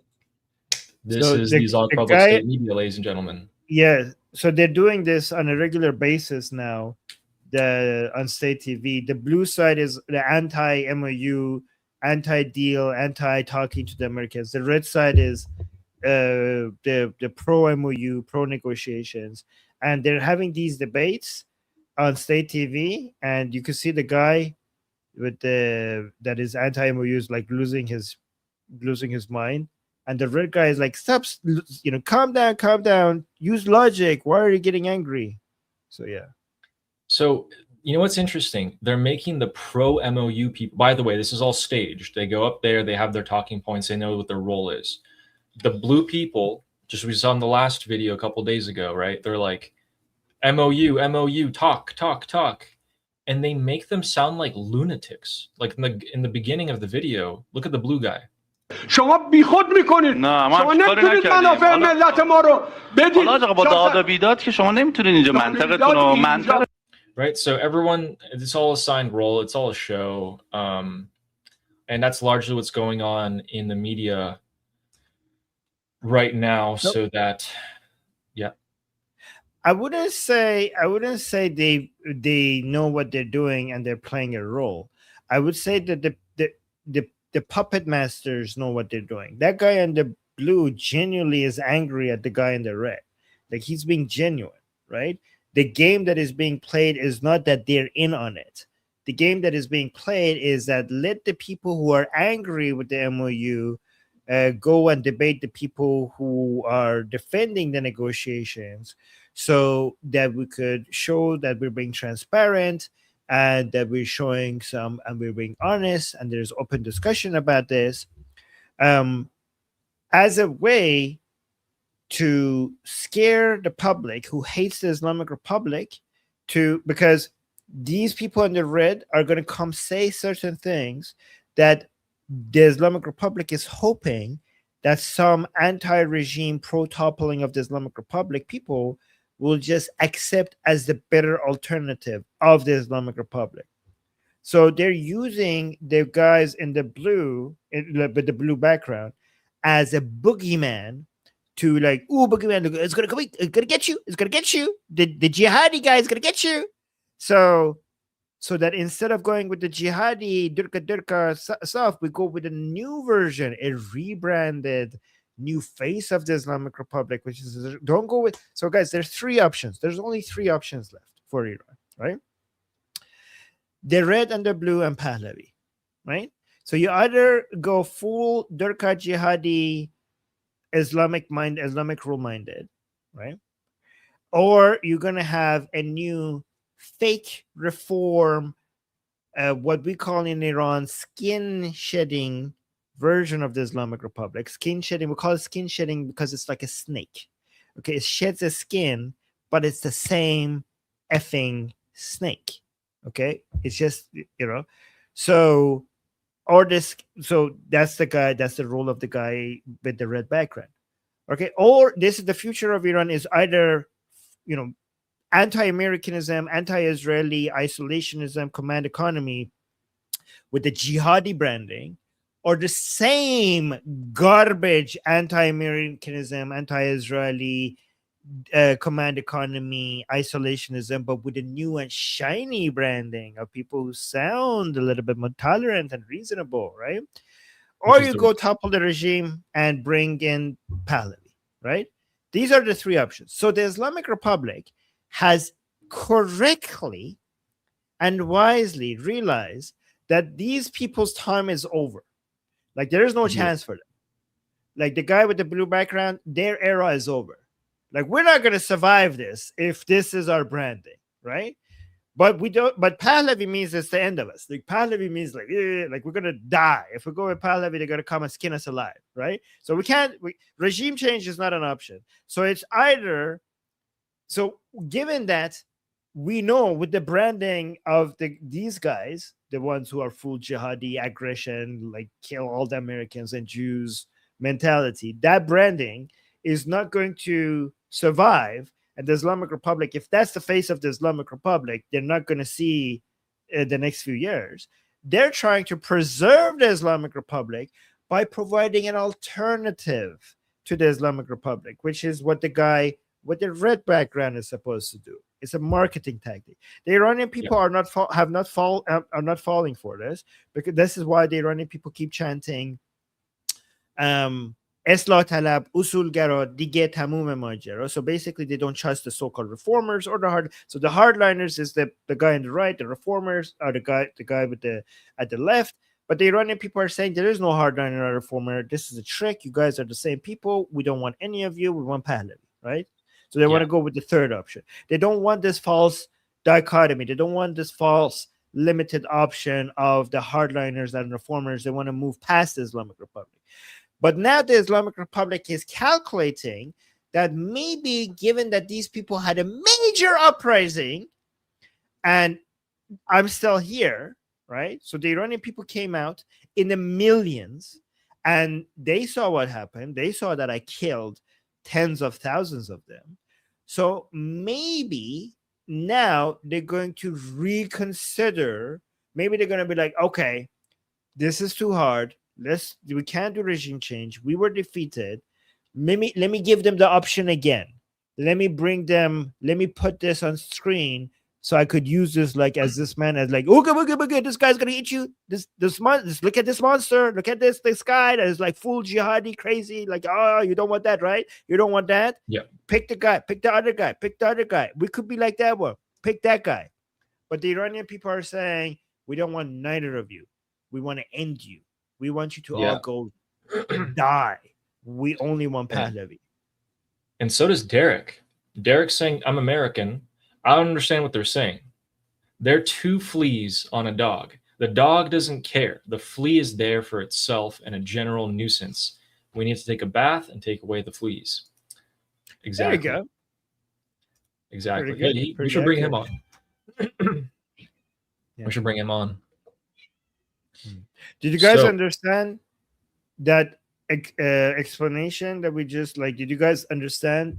Because if you understand this, you have a really great understanding of the political dynamics inside Iran. If you understand what the trick here is. Okay. So guys, that's where we're going. Okay. Just one sentence. All they're trying to do is just trying to molt and metamorphose themselves and rebrand themselves to stay in power. Everything you hear that they might concede is not a concession. It's just to stay in power. As soon as the pressure is off them in a year or two, boom, back to the Islamic Republic that we all know and hate. Did you hear actually Pezeshkian, before we go to the super chats, Pezeshkian was actually also criticizing the state media. The president of the Islamic Republic censored him because he's like, the state media is censoring me, the president. You know what of he the said? Islamic Republic. Oh my God. I played the part that they censored on the Persian channel. He basically came out and said, the supreme leader was telling us, the Ali Khamenei, not Mujtaba. He's spilling the beans. He's saying Ali Khamenei was telling us that, was telling the public that we're not going to negotiate with the Americans. And then after, he was telling us, go ahead and negotiate. Pezeshkian is telling the public, who was saying that Ali Khamenei, I mean, he didn't say it like this, but he basically was suggesting that Ali Khamenei is a two-faced liar that he told the public beans. something else.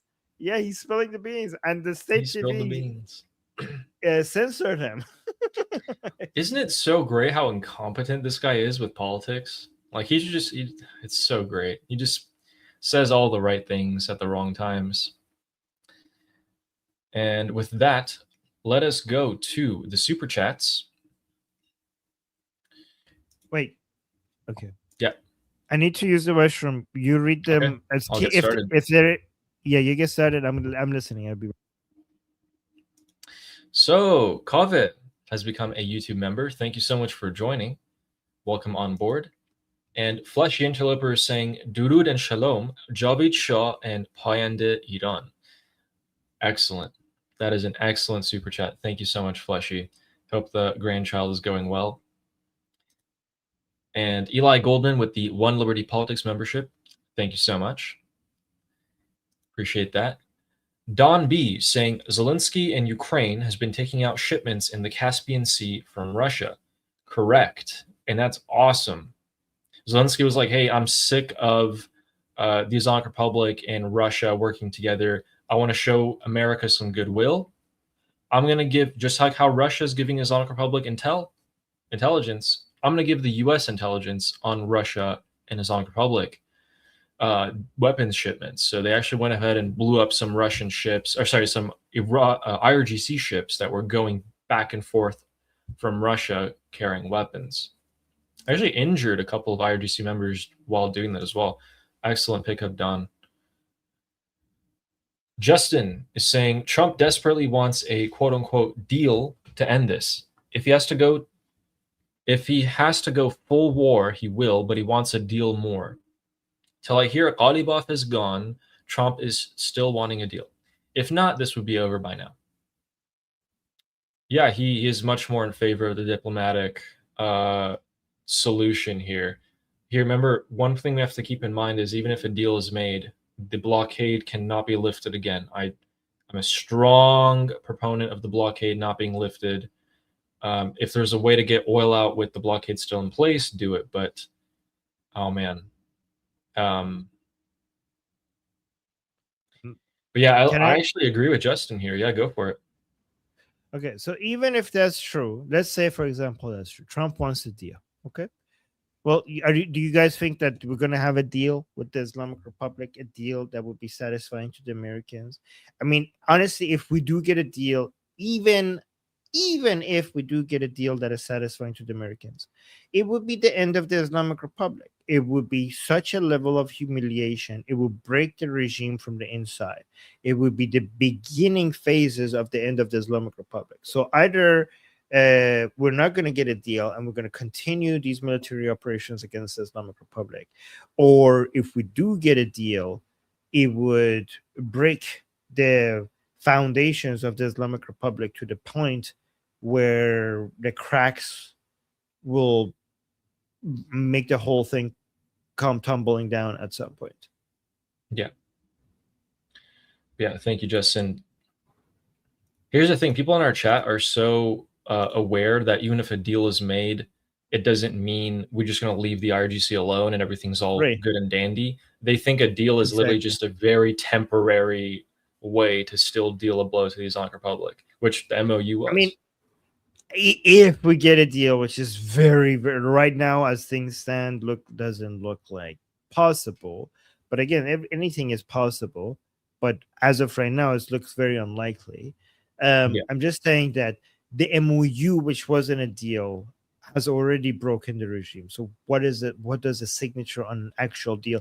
Yeah, and you're right, and you guys are correct. Like, you could, even if you do sign a deal, the regime is still the snake that it is, and United States will eventually have to come back and finish the job. But at least in the meantime, putting your signature on a deal with the people that killed your supreme leader will so fundamentally crush the core of the Islamic Republic in a way that the regime cannot recover from. And then a deal is not going to stop the Americans from coming back in and finish the job. And even if it does, a deal is not going to stop the Israelis and the Iranian people to come back. The Iranian people. Absolutely. So guys, if we say deal, please, I think for the rest of my life, whenever I hear the word deal from now on, I'm going to scoff at it. I'm going to view it as like some, temporary, able to be broken kind of thing. Right. We should push for, it is the correct move to keep asking for no deal. Like, I know we're considering different scenarios, and we should, but your position, it makes sense for you guys to keep pushing for, as American citizens especially, to keep advocating for no deal. Yeah. And Justin also said he wants his Abraham Accord. Looks like he's getting it. Looks like he's going to get it. As long as the Saudis want nuclear power, they're going to join the Abraham Accords, which is exactly what Senator Lindsey Graham said before he died.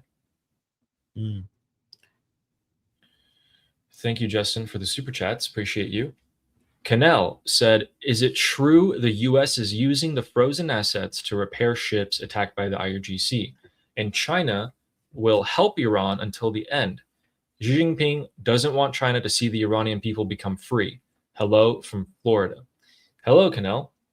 China does not want to see the Iranian people become free. They want the IRGC in power because they're a proxy of the CCP and the Russians to a large extent. China will probably indeed keep helping the Islamic Republic until the end. They want, here, keep this in mind. Let's see what you think. China wants the IRGC to stay in power for as long as possible.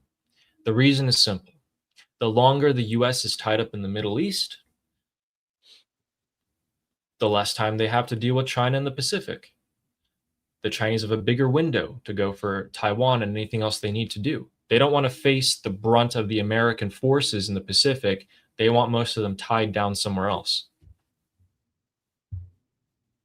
So China has, throughout this military operation, has continuously supported the Islamic Republic, and they will never stop.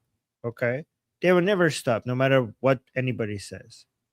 So Chinese commercial and satellite networks, they provide real-time targeting data to the regime. They have been doing that from the start. They will continue to do that. And they give them defense systems and the chemicals that you need for rocket fuel. They have done that. They continue to do that. They will and they will keep doing that for as long as the Islamic Republic is there. Yeah. And also, what was the manpad they give? For example, the manpad that took down the American plane. We actually told you about it, and way before it happened, that this is a danger, and it happened, right? Before we told you, we mentioned it on our show that it's about to happen. It could happen as a warning, and it happened. So these are some very advanced Chinese manpads. Yeah. And then so it's interesting because China comes and publicly they come out and say like, oh, peace, stop the war, we need to have peace. But then behind the scene, they continue to escalate the war by supporting the Islamic Republic, which is surprise. Disgusting. Yeah. Anyone else surprised? But the assets thing to repair the ships the IRGC hit, legally, it's kind of a gray zone, but he can do it if he wants to. Yeah, he can totally do that. And it's a big humiliation blow to the Islamic Republic. Thank you so much for that super chat. Good questions. Flesh Anteloper saying, U.S. ignored ship attacks before to save the MOU. True. Remember, guys, ship attacks don't mean anything unless the price of oil keeps moving upwards. Ships can still get hit as long as oil is stable or going down. It doesn't matter. And yeah, that's, it's not a great thing, huh? So, thank you so much, Fleshy. Carolyn, Texas is saying, what is your take on the need to ensure that American and Israeli assets in Iran need to get to safety before the response occurs? What do you mean by safety? Do you mean like get out of Iran? Because I don't think they'll ever be ordered to do that. I think they're staying there well after Iran is free as well. Keep that in mind. Those assets are going to stay there forever. Yeah, these American and Israeli assets in Iran are Iranian, right? And a lot of them are patriotic Iranians that are staying in Iran and are willing to do all of this because they're fighting for their country. So that's so a lot of Iranians inside Iran try to apply for Mossad or the CIA. So both Mossad and CIA have their guide. Their guide is publicly available on how to securely join Mossad and CIA, and apparently there's a lot of demand for it inside Iran. And these are usually people who are just trying to find ways to free their country. And I don't think they're going to leave. Yeah. They're not going to leave. But during the war as well, they're going to be active in conducting operations. So they know what they're doing. And they haven't been caught yet. So thank you so much, Carolyn, for your concern. Biz Endricist is saying we have under 3 minutes to get added to 10 super chats. Oh no, we did it. Thank you guys so much. We hit the super chat. Why did you put the timer so low? I have no idea. I thought I put 3 hours. Apparently it was 3-0 and not just 3. Oops. Thank you, Fizz Endricist, who is such a good supporter. Thank you so much. Yeah, thank you. And Justin saying, guys, I'm convinced everything Trump's doing is explicitly intended to facilitate Iran joining Trump's Abraham Accord. He's squeezing them any way he can to make them join. That's Trump's only goal here. What do you mean I don't by that? Iran, like a free Iran, or no? Islamic I think Republic? you're talking. I think Justin's talking about the Islamic Republic. That won't happen. Oh, The that's never Islamic gonna Republic joining, that is not going to happen. The Islamic Republic joining, normalizing relationship with Israel, like I want to say when pigs fly, but not even when pigs fly. Not even when pigs fly. No, So never. yes. And also Iran will never join the Abrahamic Accord because Iran will have the Cyrus Accord. So the Islamic Republic will not join the Abrahamic Accord because that it goes against everything that they are. And Iran, the free Iran, will not join the Abrahamic Accord because Iran has its own thing that we're going to have, which is the Cyrus Accord. Completely correct. And thank you for the super chat, Justin. Biz Andrews has 1 minute. Guys, you're so kind. Look at that. That's awesome. That's awesome. Maybe I Thank should you put. so much. Maybe I should have put it on 30 minutes. Maybe that's like I don't know. Thank you so much for that. And we did end up hitting our goal, which, you know, if his interests did contribute to quite a lot. Thank you very much. Amir the Cricket is saying, USA, dear friend, you're making a mistake. Here's the road back to correction. Boom, boom, boom. Yeah, we'll end up seeing if that Yes. if that road has some twists and turns pretty soon. I'm entirely convinced that we're going to come out and see something big over the next 7 days, whether it's a new MOU ceasefire or it's a operation. I think something's about to happen real soon. It's just my personal opinion. Just me. Thank you, Amir. Thank you. Fleshy Interloper is saying Saudis better surrender quick to the Houthis. Who knows? It's not impossible. Everybody. I'm kidding. Yeah, no. That's a good one though. And Fleshy is also saying bad Ali. No confetti. Expired counter. No, we did. We got the confetti later. I set the goal to 5 after that, after it expired, and we hit the confetti. Oh my god, I love you guys. Fleshy. Badly. That's one of the things you can always count on for me to like forget about, and people clown on me for it. But I honestly, I love it. Thank you. And thank you, Fleshy. JJ Auto is saying chat.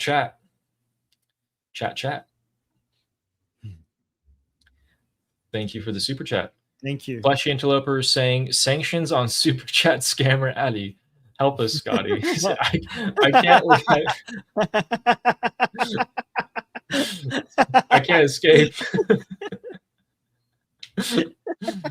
They won't let me go. Every time I try to get out. Thank you, Fleshy. Fizz Andrews is saying coup delayed for now. Guys, so if I don't bring you the IRGC group chat and regime supporter political discussion things, the alligrams, there's actually a coup. And my viewers start leaving my chat to go over to Armin's chat, and they watch from there to punish me for not giving them the content of that. So I have to... they call me the new guy. They punish me. They have coups. They remind me about the super chat counters. You know, keeping me on the straight and narrow. It's really great. Oh god. Thank you guys. Thank you, Fizzengesis. Shauna, thank you for the jewels. Thank you. And Hezi saying sorry for late. What did I miss? Have we attacked Armin yet? Yeah, isn't it about time, guys? Yes. You know, guys. Okay, we're apparently not covering the regime U.S. war. We're covering a different war. Maybe you have to have 2 reports from now on. Okay. Yes. That was funny. Thank you, Hezi. You guys are making us laugh today. It's great. Thank you so much. And Joanne saying confetti. Yay! Confetti. Yeah, we did it. We did it. Thank you so much, Joanne. Very staunch supporter. Biz Andrews is saying, Hezi, we aren't attacking Armin. We love him. Ooh. Hey, guys, a little bit. You know, I am taking names. I'm gonna put Fezentius on loyalist and Hezi as a traitor. Okay. There's some interventions that we could do perhaps of the It's sort. too late. I see. Thank you for the super chat. And Zip Gunnel saying, Tusi reported that China has declared their support for Iran and is providing weapons and intelligence. Thoughts? Always. They've always done that. It never stopped. It's never stopped. Yeah. Okay, and also they always support. They always declare support. I mean, they always say like whenever they want to support the terroristic regime of the Islamic Republic, they make it about sovereignty, about border integrity, and respecting their independence. This is like, yeah, they always do that. They always support them with intelligence. They always use them as leverage against the United States, and they always come and say like, oh yes, we support all countries. Right to self-determination and independence, which includes the Islamic Republic. That's what they say. The USA is a bully. Yeah. Yes. Yeah. Imperialism. Again, exactly. Again, just keep in mind, the more the US is bogged down in the Middle East, the less they have to threaten China with. Thank you, Zip. And Fleshy Interloper is saying, Armin, Blue Jays won. Ooh. Yay! I supported Blue Jays because Fleshy supports them. So this is the only team that I support. For decades, I haven't been into sports, but from now on, I'm a supporter of Blue Jays. And I became a supporter of Blue Jays before I even know what sports this is. And I was told this is baseball. So yes, we did it, right. Fleshy. We did it. Yay. Thank you, Fleshy Interloper. Yes, guys, we are all Blue Jays fans. Baseball team? Okay. Yeah. All right, we're all Blue Jays fans. Let's go. From now on, yes. Thank you, Fleshy. I'm so happy, guys. This is so great. The first team on any sports that I started supporting after like decades of not doing anything sports, like not following anything sports related, won. The first I started supporting a team, and they won. This is great. Wow. It's a good record. Someone in the chat asked what those blasts in Bandar Abbas were earlier tonight. They were not the United States, and they were not Israel. So going by the July 9th example, we can probably say it was the Persian Gulf Arab countries. Thank you, Hezi. Hezi's saying, I'm an official self-appointed special envoy from Ali's channel, here to offer an MOU. Please sign here.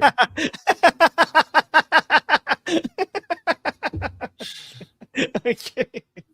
Wait, what are the terms? What am I agreeing to? Where's the fine print? What are the terms? What did I send over? Send me the PDF. I'm gonna give it to AI for me to review. Let's agree to a full ceasefire, Armin. Right, chat? Thank you, Hezi. Great. I love this. Oh my God. And Shauna is saying it must be hard to be a high IQ Durka. It's hard, but it's also really beneficial for you. Like Sabati, he knows how to, keep the herd of goats together.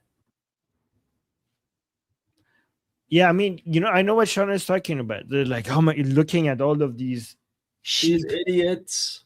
And they're like, this is why we can't have nice things. These people are stupid. Yeah. Thank you for the super chat, Shauna. And Kurt is saying, I wonder how the negotiators told Mojtaba they traded their oil for corn. The funny part is they didn't even get any corn. Where's my corn, bro? LMAO.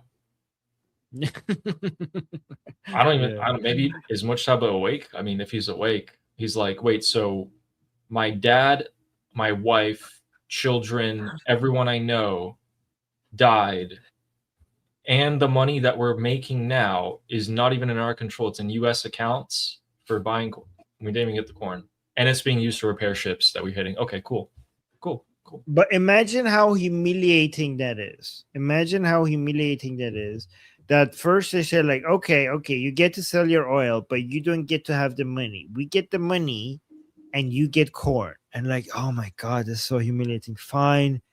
Sell the oil, have the money. Okay, what can we buy some corn? Nope. Thank you for the money. No corn for you. Like, you first humiliated them with corn, and now you're not even getting them the corn. This is so bad. Yeah. And guys, after the super chats, we will give you a quick update and summary of where we stand between the Islamic Republic and the United States. Thank you, Kurt, for the super chat. Eli Goldman says, "We love you, Ali." Thank you. Thank you. But you're saying that on Traitor. Armin's channel, though. You know what I mean? You're Yes. saying that on Armin's channel. Yeah. It's Boo. a little interesting, guys. I don't know. Thank you, Eli. Oh my god. Traitors. Oh. And Shauna is saying Americans born in foreign countries are still considered American. Wait, really? So are Iranians born in foreign countries? Oh, in that sense, right. Yes, for sure. Yeah, of course. Absolutely. If your parents are American, you're American. If your parents are Iranian, you're Iranian. Yeah. Yep. You know, it's funny, when I was in Iran, when I lived in Iran, they're like, "Oh, you're American." And then when I lived in America, they're like, "Oh, what are you? You know, you're Iranian, right?" So they won't say that anymore. But the next time we come back to Iran, then we're not going to say that anymore. No, but that's the thing. Like, I know who I am. It doesn't matter what someone else tells me. No, but I want to say, I know. I'm not saying it for your sake. I'm saying it for the Iranian people's sake. I'm defending the Iranian people as they are right now. Okay, the Iranian people right now don't see Iranians outside as foreigners. Okay, because of what we went through. So what your experience was before. Because of what we went through, there is a link now between us inside and outside of Iran. So you're not going to have the same experience next time we come back to Iran. Because we went through, like, the Iranians outside of Iran were the voice of Iranians inside Iran, and the Iranians, after the internet came back, because they went through darkness, they went through a long period of the internet being cut. And once the internet came back, they were shocked. They were so proud of the Iranians outside of Iran and what they did during all of those days. And they couldn't see it. But once they saw it all, they were in tears. And they were so grateful for what the Iranians outside of Iran were doing for them all of that time, all the days that they were out all the time. And the bond between Iranians inside of and outside that the Islamic Republic was trying to cut is back and is stronger than ever, and nothing will ever be able to threaten that ever again. So this is why I'm saying the next time you go back to Iran, you're not going to get that treatment. Thank you for saying that.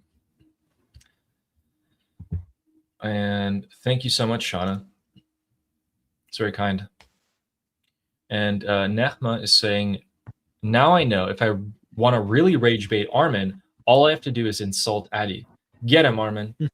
Thank you, Nehma. That's true. Actually, yeah, I think the way at getting at Armin is not to attack him, guys. You know what I'm saying? Come at me. I'm ready.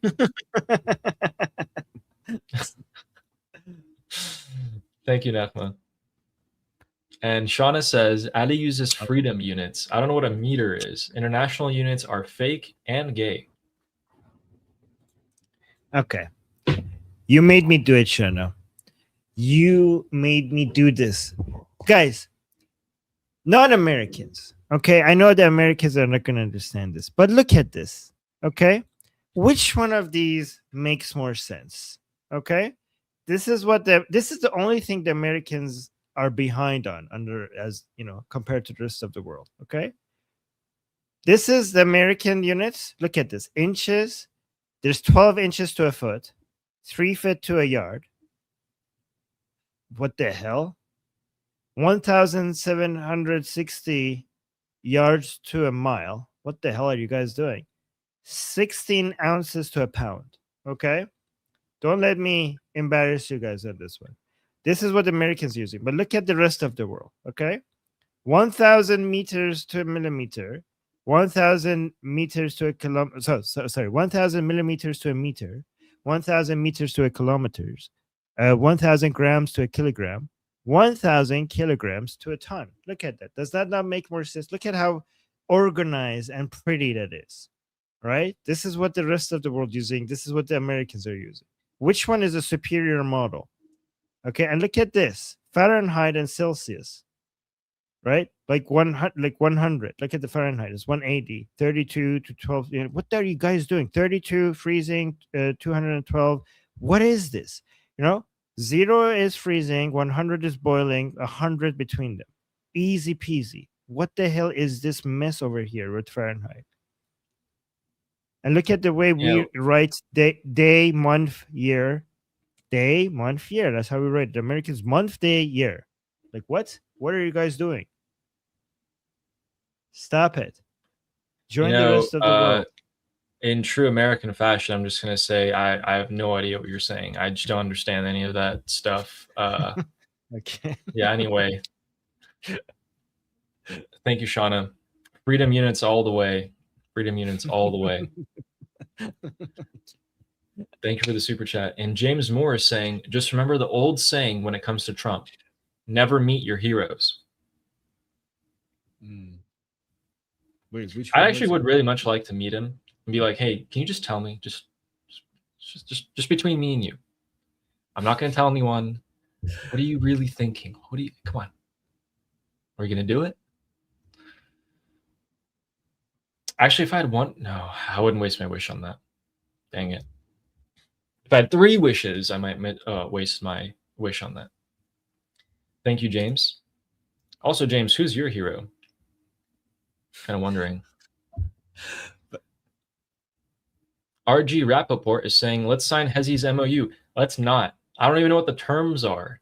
What are the terms of this MOU that I've supposedly sent over from my channel? Yeah, I'm not going to sign something. I need to see what the terms are. What do you think I am? The Islamic Republic? It's a ceasefire in all fronts.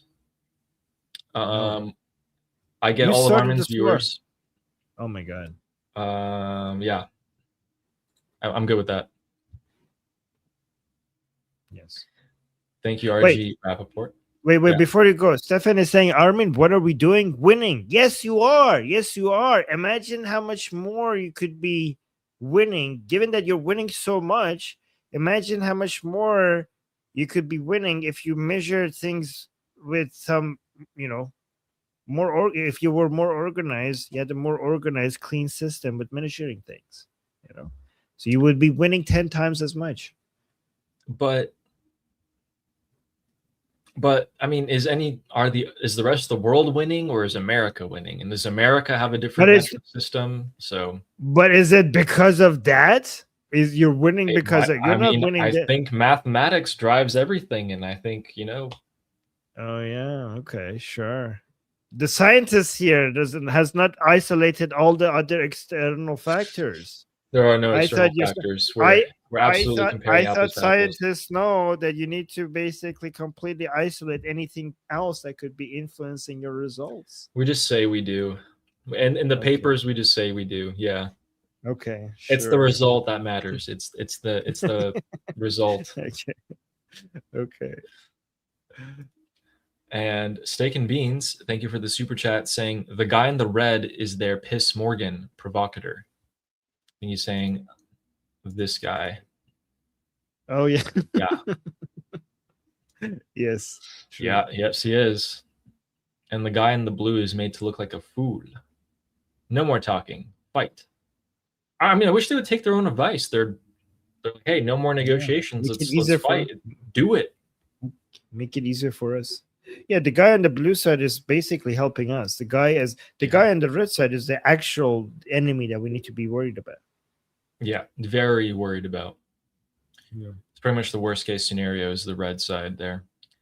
And I think Amir told me his name is actually pronounced, or their name is pronounced Ellie. So Ellie Goldman, thank you so much for the Liberty Politics membership.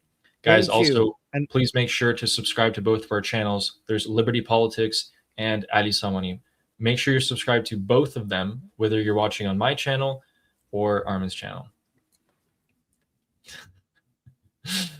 Thank you, Ellie. James Moore says, the only deals I want to hear about coming from are from KFC. Oh. I don't like KFC, I actually don't. I mean, America, KFC. Yes. Yeah. Yeah. People were like I say, guys, you were cheering earlier, like, yeah, go America, USA. Look at this. Oh my God. Come back to my side. I feel like KFC is actually more popular in other countries, but I mean, I don't know. That's definitely not true, but yeah. Thank you I so don't much. fry my chicken. I air fry my chicken. Mhm. Thank you so much, James, for the humor. Thank you. And Steak and Beans has gifted 20 Liberty Politics memberships. That's very generous. 20? Thank you very much. Thank you, Stick and Beans. Thank you. Stick and Beans. Thank you. Steak and Beans. Remember, one of us is the steak and the other one's the beans. Steak over here, beans over I'll there. take the beans. I'll spill them. That's what we do. Biz Endricist is saying, thank you for the super chat, saying Hezi is not our envoy. It's a tenuous. It looks like my channel also has internal fractures and splits. Yes, you're the Islamic Republic. See, no. you guys thought I'm not he is the Islamic Republic. He's like having internal division. No, I'm having internal division. Yeah, see, this is exactly No. what's happening. Somebody that Hezi was the Ghalibaf. This is the Paidari camp. So Hezi was your How am I gonna Ghalibaf pull coming these and guys trying together? Yes, yeah. Physicis is basically Sabati disagreeing with the MOU. I know. Guys, we need to fight against Armin's channel. Resist. Yeah, so Resist. Ali is the Mujtaba. Thank you, Physandricist, for the super chat. And Ian Dickinson has gifted 5 Liberty Politics memberships. Thank you very much. It's very kind of you. Thank you, Ian. Scott, thank you for the jewels. And Ellie is saying high IQ Durka is like 82 on a warm day. Lol. I see what you did there. The temperature. Yes. Thank you, Ellie, for the super chat. 80. Completely agree, by the way. And Jagatai is saying, which one of you is playing the 5D chess? It's me. It's me. See, this is what I did, guys. I actually joined Armin's discussion group, okay, back in January. And I was like, all right, we can't speed things along. We can't rush. Let me join his discussion group. Let me, talk to him for a few months. Let's have him suggest I should make a YouTube channel. And then we go live and I take his viewers away from him. That is the ultimate ploy. See? All I know is that if you're claiming that you're playing 5D chess, then you're not the one who's playing 5D chess. I think you're 2 steps from realizing I'm 3 steps ahead. That's how we're playing 5D chess. Sure. And thank you, Jagatai. Guys, by the way, we're completely joking about I'm not joking. all of this. I'm just not revealing my plan. You're exposing yourself. Guys, I'm kidding. I'm kidding. What? Shh. Continue to play. Let's make a deal. No.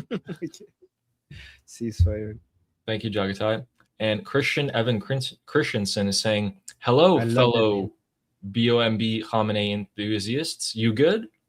Do you feel connection to Ossetians? They are ethnically, culturally, and linguistically Iranian people.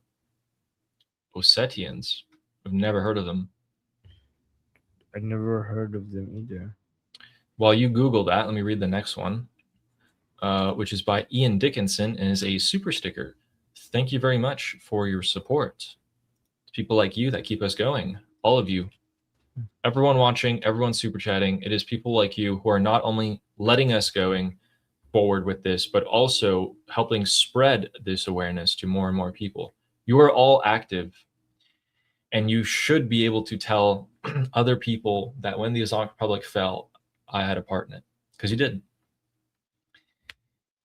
Bill Moore is saying, so the world can't comprehend freedom units? Lol. Nope. They can't get our genius. Maybe this is you guys are just flexing. Like we made it complicated on purpose just so you guys could see that we're good at math. Right? Yep. So Ossetians are Eastern Iranian ethnic group descended directly from ancient. I have no idea how to pronounce that. Okay. They maintain a distinct Iranian linguistic identity and ancestral culture deep within the Caucasus Mountains. Okay, but let me see. How do you write this in Persian? Write it in Persian for me. Because maybe it's something I already know, but maybe it just is called something else in English.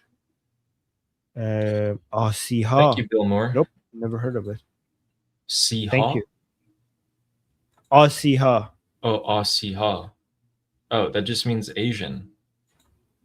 No, Asi. That's Asiai. This is Asi. Asiai is Asian. Asi is Ossetian. Well, anyways, Christian, there you go. Never heard of him before. Never heard. Unfortunately, now I'm gonna remember that. He wanted to get us with that question. Like, aha. Good knowledge. You have some deep. That's a really good information to have. Yeah. Thank you, Christian, and thank you, Bill Moore. Curtis West has sent us a super chat saying, but with those units of measurement, we invented flight, did nuclear bomb, put a man on the moon, and made the first PCs. So imagine how much I would say. So imagine how much you would have invented if you had actually the superior measurement. Wow. You would have been inventing. You invented more than the rest of the world, and if you had a better measurement system, then you would have been so much even bigger. Not so sure about that. Not so sure. Prove me wrong. And thank you, Curtis, for the super chat. And guys, if you guys like the freedom units, I think you should watch on Adi Samani. And I think if you like the metric system, I think you should watch on Liberty Politics. What the hell?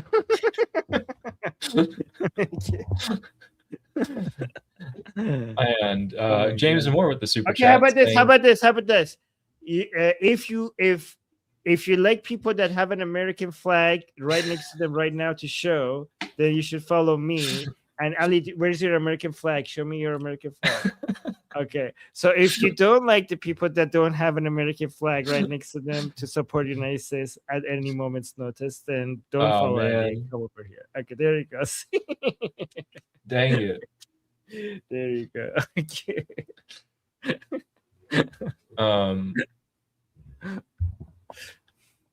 Thank you. And James Moore says the guy in the red looks like Nicolas Cage. Does he? Oh man, I don't know how. Oh yeah, you're right. Not show that. I don't know if Nicolas Cage is gonna. I don't want Nicolas Cage to see that and come after us here for defamation or something. James is trying to guess. Thank you, James, for the humor again. Omid is saying, which one of you are Pezeshkian? You can never. No, don't start pointing fingers. No, I'm not pointing at you. I'm pointing at Omid. Omid, if you have to ask, you're the Pezeshkian. So Omid is the new Pezeshkian of our channel. How about that? That's the worst one, I think. That's the worst position to be. If you don't know who's the Pezeshkian, then you're probably the Pezeshkian. Yeah. He's the kid in class who will ask the teacher why they forgot to assign homework. That's the guy.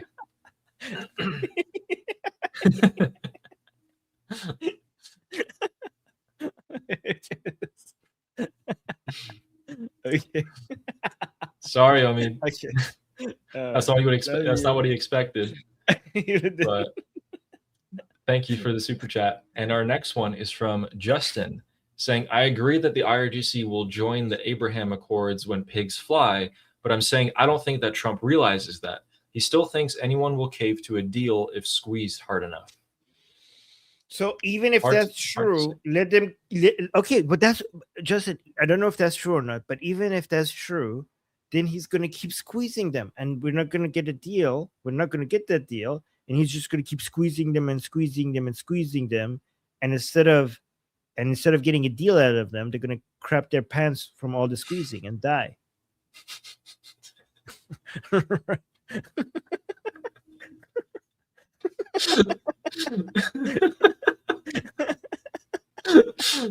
They're gonna crap their they're gonna crap their pants from all the squeezing and just die.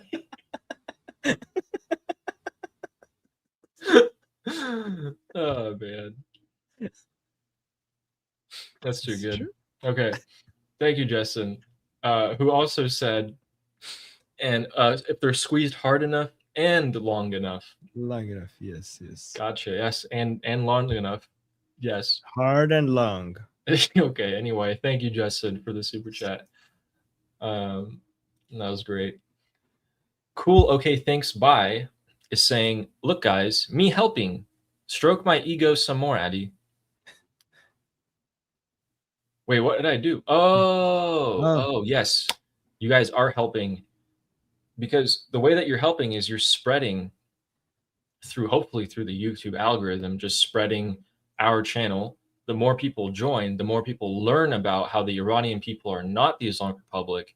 The more people learn about how the Islamic Republic has been their biggest enemy. And then they will start supporting the Iranian people, which is our ultimate goal. Thank you for the super chat. And Steak and Beans with the super chat saying, whoever got a free membership, it is recommended to watch Armin's member-only videos about Islam. Very insightful. Then spread the word. Oh. Bring friends. Thank you. Absolutely. Thank you, Steak and Beans. That's very sweet. It's well worth to watch the member-only videos. It's well worth to watch every video from now on if you got a membership on Armin's channel. Wow. Thank you, guys. I appreciate that. It's my negotiation method, you know. He's a great guy.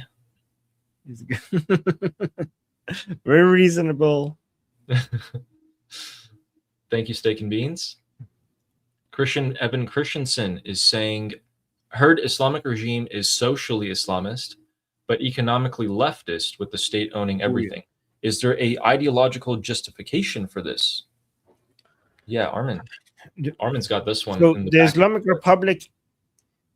Republic should be more accurately should be described as Marxist Islamic regime. It's a Marxist Islamic regime.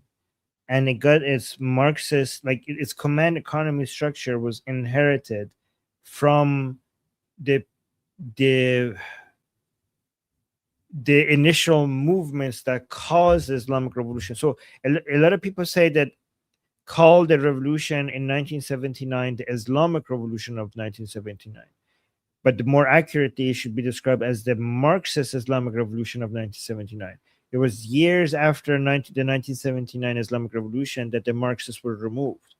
And I growing up in Iran, we growing up in Iran, we never knew about the Marxist elements of the pre-revolution and years after the revolution of that built the foundations of the Islamic Republic, right? So that's why, because it was the joint Marxist Islamic Revolution, that's why you see a lot of the the anti-imperialist language matches a lot of communist vocabulary, and a lot of the economic policy is also inherited from the Marxists.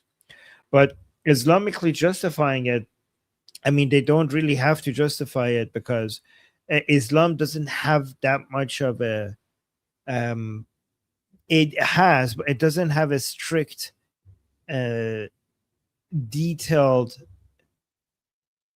command for how the economy should be running. I mean, there are some small rules which they don't abide by, but when it comes to when Islam came into be, it didn't understand like a national or state economy, right? So its rules over finances were, no interest, or like just like on inheritance and small simple things, right? But it wasn't like how to.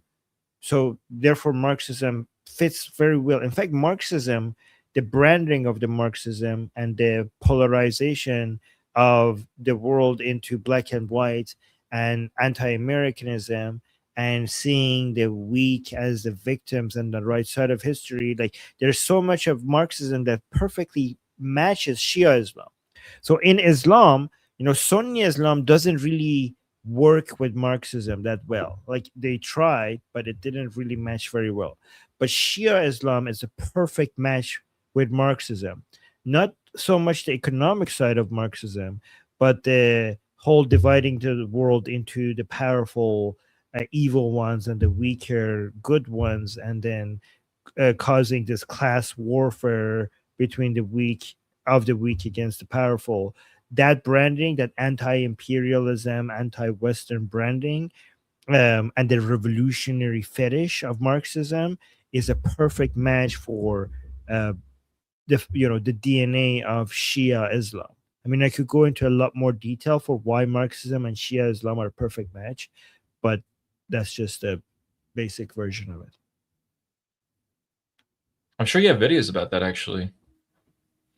Oh yeah, a lot, but I need to make a dedicated video on these topics at some point. At some point, when I could do less live streaming, I'm gonna make these videos. Yes, I will make more videos like this. Yeah. Thank you for explaining that. And our last one. So thank you, Christian. Our last one is by Kevin, gifting me a membership. Thank you very much for doing that, and thank you for your service as always. Very appreciated there.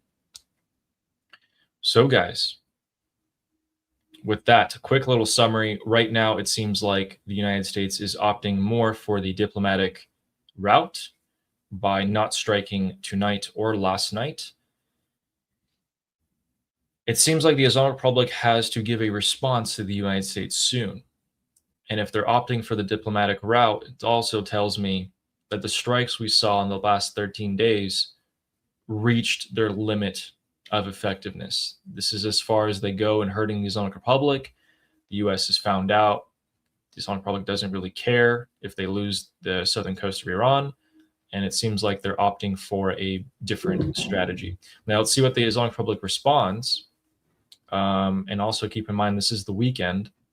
So during the weekdays, we are going to be acting differently than we do on the weekends. So let's see.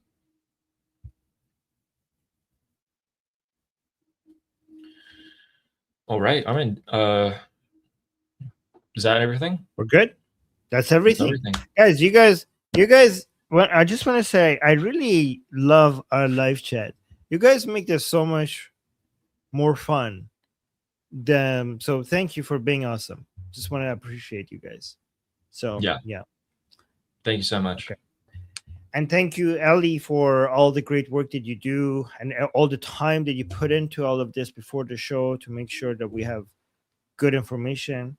And yeah, so that was it. We're going to go live same time tomorrow. So make sure not only you're subscribed, make sure you also hit the bell notification on both channels. And also, guys, let me actually make sure to thank Armin as well. His analysis on this is incredibly in-depth. And everything that I miss about the internal workings of the Islamic Republic, he picks up. So let me put the link to Ali's channel in my chat, and then I'll also put the link to my channel in Ali's chat. I have access to his chat. Also, in case, guys, the monkey, I'm scared of the monkey. So I have to, I'm forced to put the link to his channel in both of our chats, or else he's going to get angry with me.